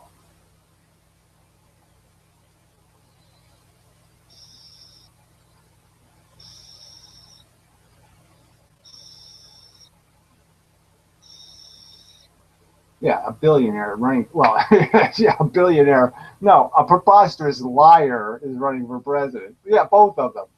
But I mean, yeah, Trump. They keep talking about Pence. Pence has released his tax return. Who the fuck cares? The tax return everyone wants to see is Trump's, because I want to know. I want to see Trump. He hasn't given any money to his own foundation in 7 fucking years. So he has his tax exempt donation instrument, right, for doing all his charity, so he gets a huge tax break, and he hasn't given 10 cents to his own charity in 7 fucking years, and yet this cunt will talk about how generous he is. Do you really believe Donald Trump would give away 10 cents if he didn't get a tax deduction? Do you really think so? Man, you're stupid. Yeah, you're stupider than a physicist. Oh, anyway. When did you decide to let your hair grow out and leave it like that? When I was about 12. So I've had the same hair since I was 12. I never understood why people want other people to stop thinking. You don't have to be a professional scientist to see some of the obvious problems with a lot of the current models. Well, yeah, I know, but you do have to understand the models to be able to talk, right? And everybody talks out of their ass. People talk about the economy and go, oh, the Fed is stealing all our money, and blah, blah, blah. And they have all these conspiracy theories and all this crap, and it's crap because they don't understand the economy. They don't understand the mechanism. The Fed isn't getting rich. The people who own the stock market are getting rich, for fuck's sake. So you do have to have some knowledge. You can't just talk out of your ass. So yes, I don't think you have to have professional degrees, but you definitely have to have experience, and you have to do work to acquire knowledge. You can't know a system until you pick at it and you work at it and you draw it on paper and you fiddle with it. I mean, it took me years to figure out democracy. It took me years to. I didn't just fall on this shit. You have to think about it.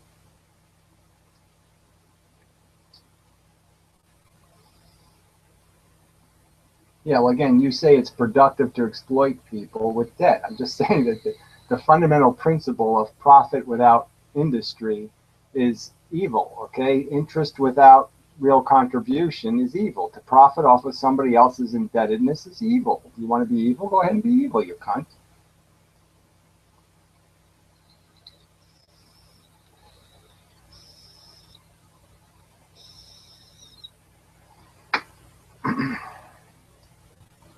I mean, the ownership is just indebtedness. Again, nobody under, all the people who own the stock exchange, 99% of them never did a day's work in their life.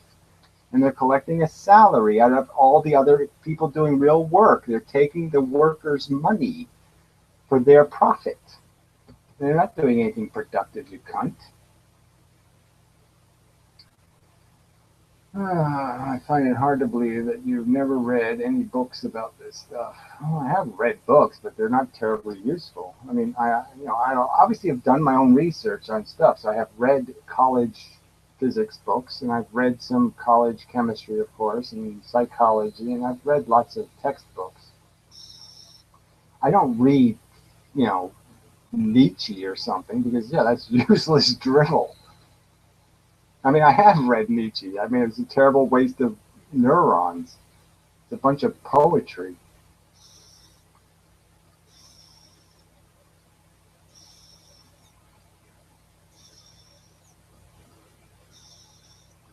Yeah, I'm just saying that economics, like any one of these systems, is a system, and it's not fundamentally that complicated. Supply and demand isn't complicated. But what gets complicated is yes, you can take huge advantage of disadvantages. So somebody breaks their leg, all of a sudden you're in the driver's seat, right?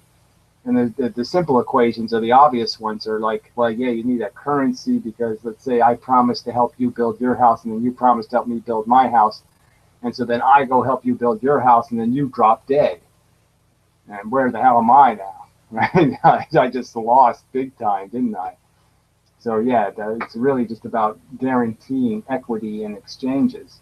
And so that simple principle of guaranteeing equity, making contracts, it's exploitation contracts. Now they just take advantage of people who are desperate. So the desperate person has to bargain for the desperate fix. So he says, I got to have some money today.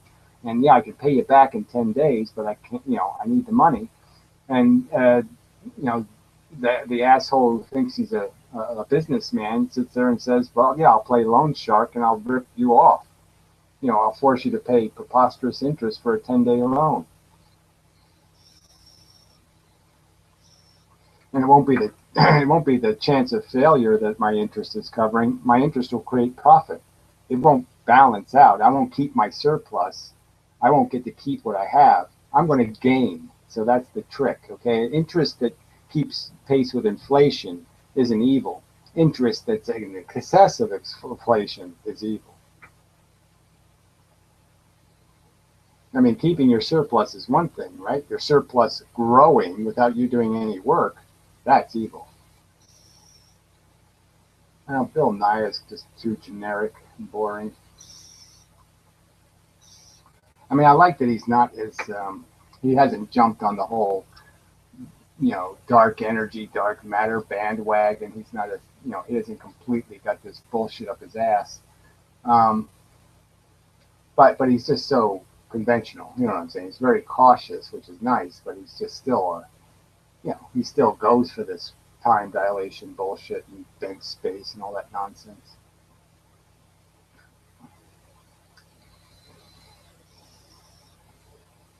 Fractional reserve banking is perfectly rational. It's just basically all you're doing is saying, well, look, if I lend money to somebody to buy a house, it would be stupid.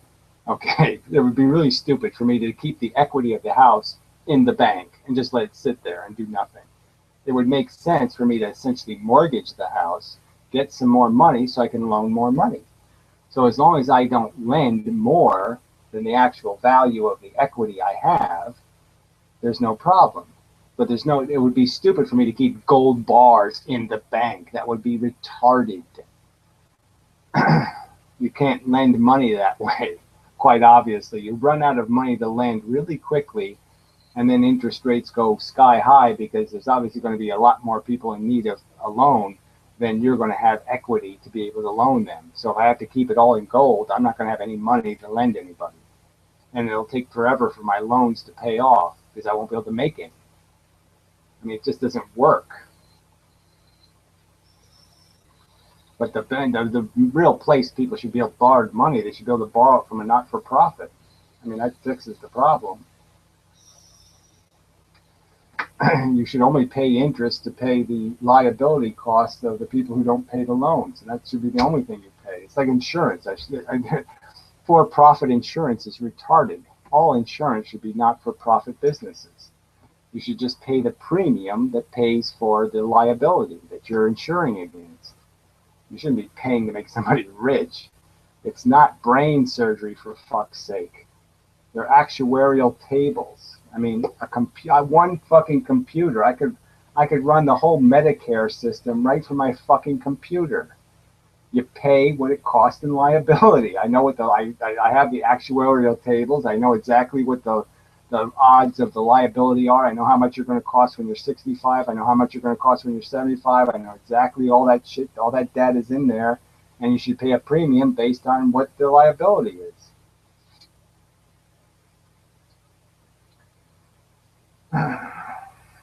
Anyway, I don't want to get on that discussion, so please not turn everything into this now. I'm just pointing out that economics, although you have to have some knowledge of it, I'm just saying it's not physics. I mean, it isn't quite as complicated, and you can really see the evil in it by just following where the dollars go and how some dollars are going to people who aren't doing any work. So you just find the welfare whores and the rich scum, and you know where the bastards are. You know where the unproductivity is. We don't need welfare whores, and we certainly don't need rich cunts. They don't produce anything of value. They can be thrown overboard and you'll never miss them. Trust me. Trust me on that one. If I killed all the people who have $1 million tomorrow, okay, you won't miss them. You really won't. We can still make shit. We can still do all this shit. We don't need the rich fuckers.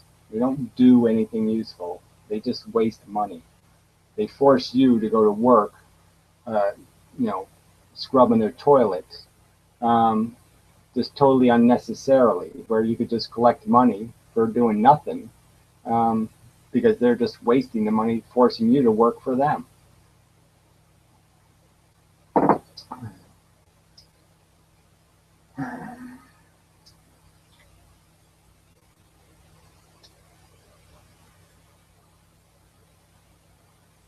Well, look, the money doesn't come into existence. So again, it's another lie. I'm just saying I don't want to get into this conversation. So I'm just saying it's the last remark I want to make on the economy. But you're just wrong. There's only $1.7 trillion in circulation. They haven't printed money. They've created bonds, you idiot. Haven't you heard of what a bond is?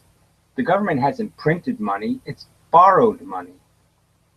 So it has nothing to do with the banking system in that sense. It has to do with the fact that the federal government is a debtor, okay? It's an asshole who's borrowing money to pay its bills. The federal government's got a credit card, and it's just doing everything on the credit card.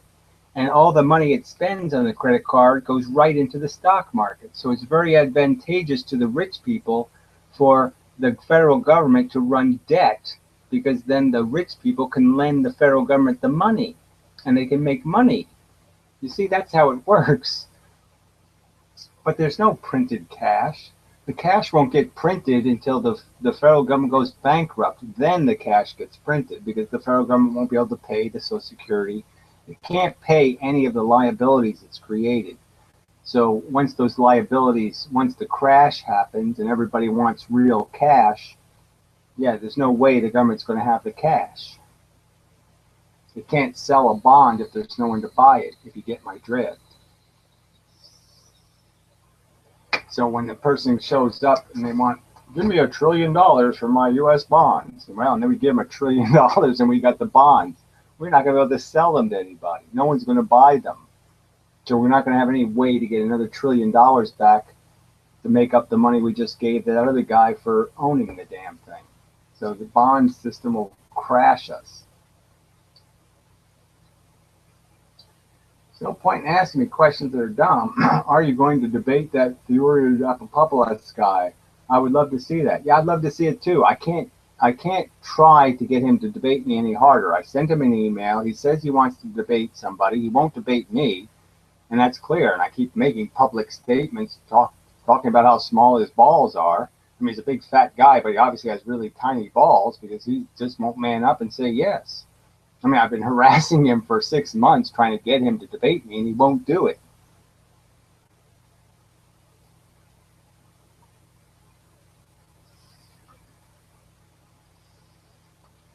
Yeah, well, I mean, I think it's quite obviously there's no other explanation, is there? I mean, not to even try it. I mean, look, you give me an hour. If it don't work, it don't work. But I'm sure we can figure out how to communicate with each other. And I can just point out how I see nothing reasonable in your, you know, non-material ether. That it's not a very physical explanation of reality.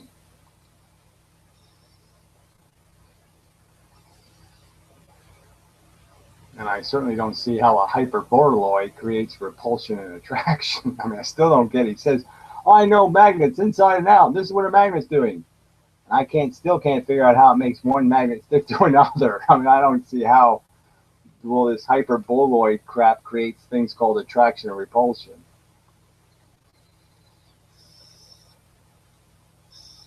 Well, I can't debate him unless you people go over there and harass him. So I'm just saying, somebody else, I have harassed him and he won't pay any attention. So until everybody else starts harassing him, he's not going to do anything. So yeah, you have to go over there and harass him and then he'll block you. But, you know, whatever.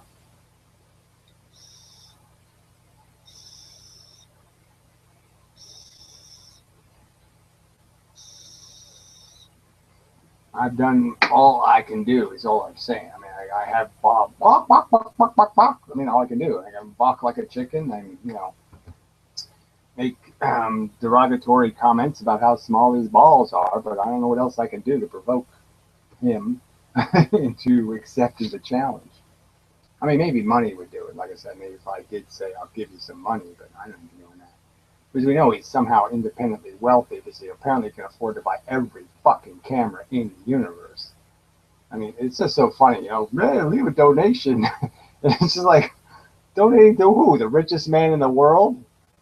I mean, it's got to be, I mean, obviously he has like magic money coming in because he can buy every new camera that comes out. He's got one. I mean, how the fuck can you do that? Every week he's got a new camera or a new lens or a new something. I mean, where are you getting the money from, for fuck's sake?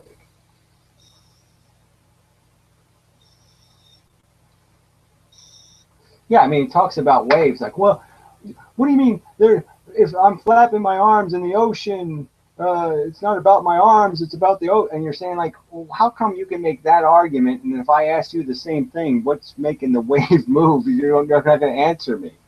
You know, he says, you know, what's waving? And I'm like, well, what's your ether made out of? What's waving? Non-material lack of inertia?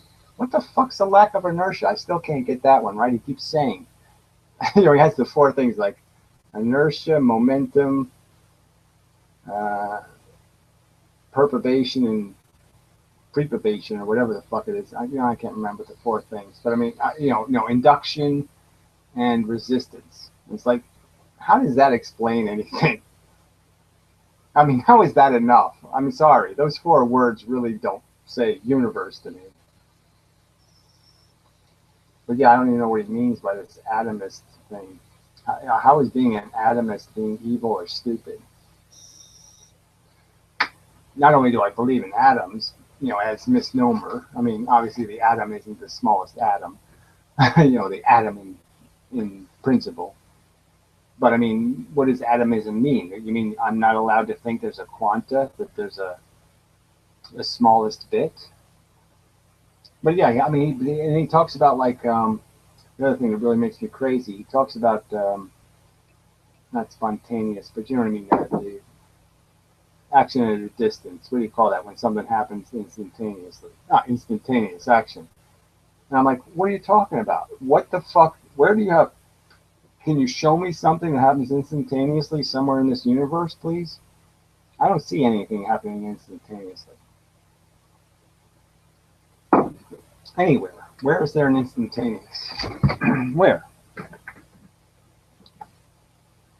I mean, you know, the silly part is just like, exactly, like, how could you possibly see an instantaneous? I mean, how is that possible? Come on.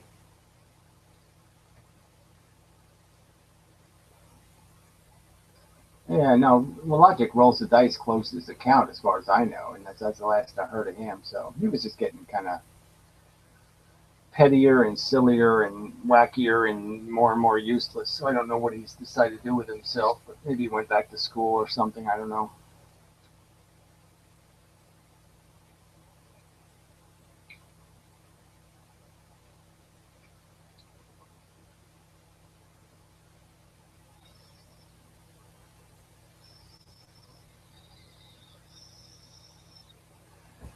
So anyway,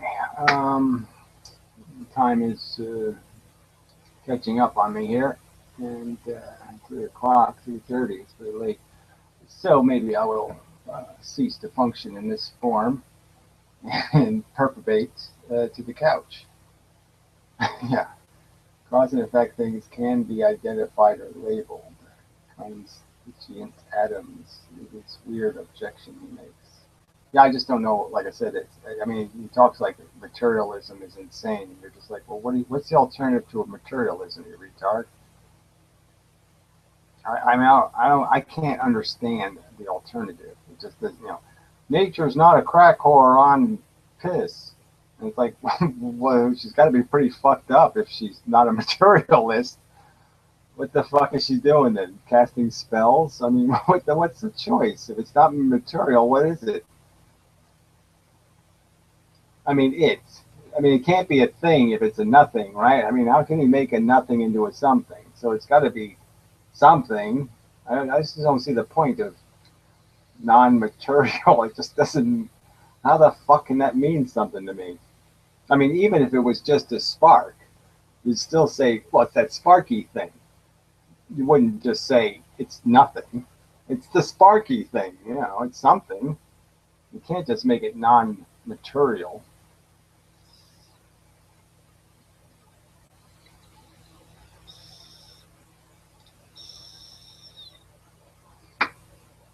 So he says stuff like that, like it lacks identity. You're like, okay, well, why are we calling it physics then? If it lacks identity, how can it be physics? So you're talking about some other subject then, right? I mean, you don't even bother with physics because you don't think physics has anything to do with physics. You think physics has something to do with things that don't have an identity. I just, like I said, can't make any sense out of that rhetoric. I can't make any sense out of it. I'm not being an asshole about it. I'm just saying I don't understand how that makes physics. That's not physics. That's some other kind of shit.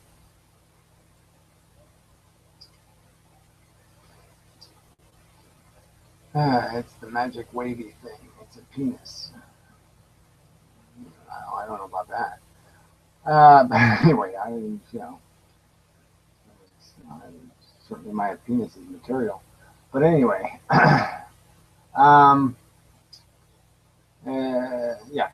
anyway, thanks for your mind, guy. Thank you. You do give me some hope.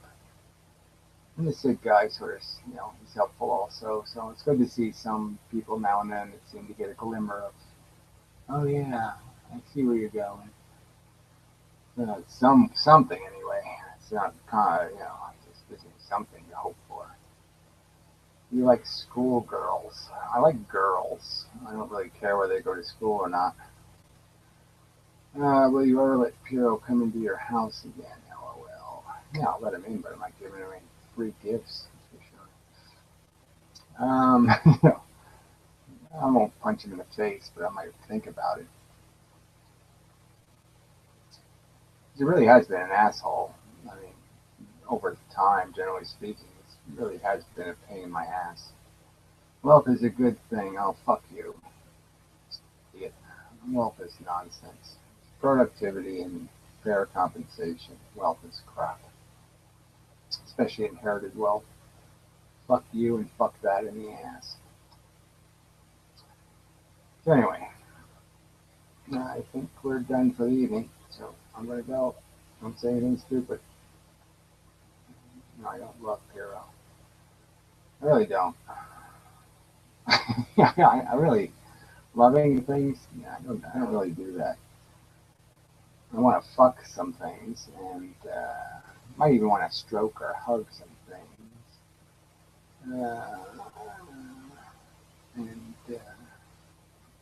I mean, I'd like to bury a lot of things on the ash heap of history. I'd like to break things. I'd like to whack things in the head with my penis. It's not the things I want to do, but I don't think love has anything to do with any of them. Yeah. I worry about the cats and things. I worry about all the little animals having a tough day and that kind of thing, but I don't love anything. So anyway, till the next time, I'm going this time. I'm going to hit the button for certain this time, if I can find it. I know there's one around here somewhere. Ah, there it is. Stop broadcast. I didn't want to hit that now. Okay, it's done, finished, completed, and that's all. I'm not going to sing any opera or anything. I'm just going to say fuck you, goodbye. Okay.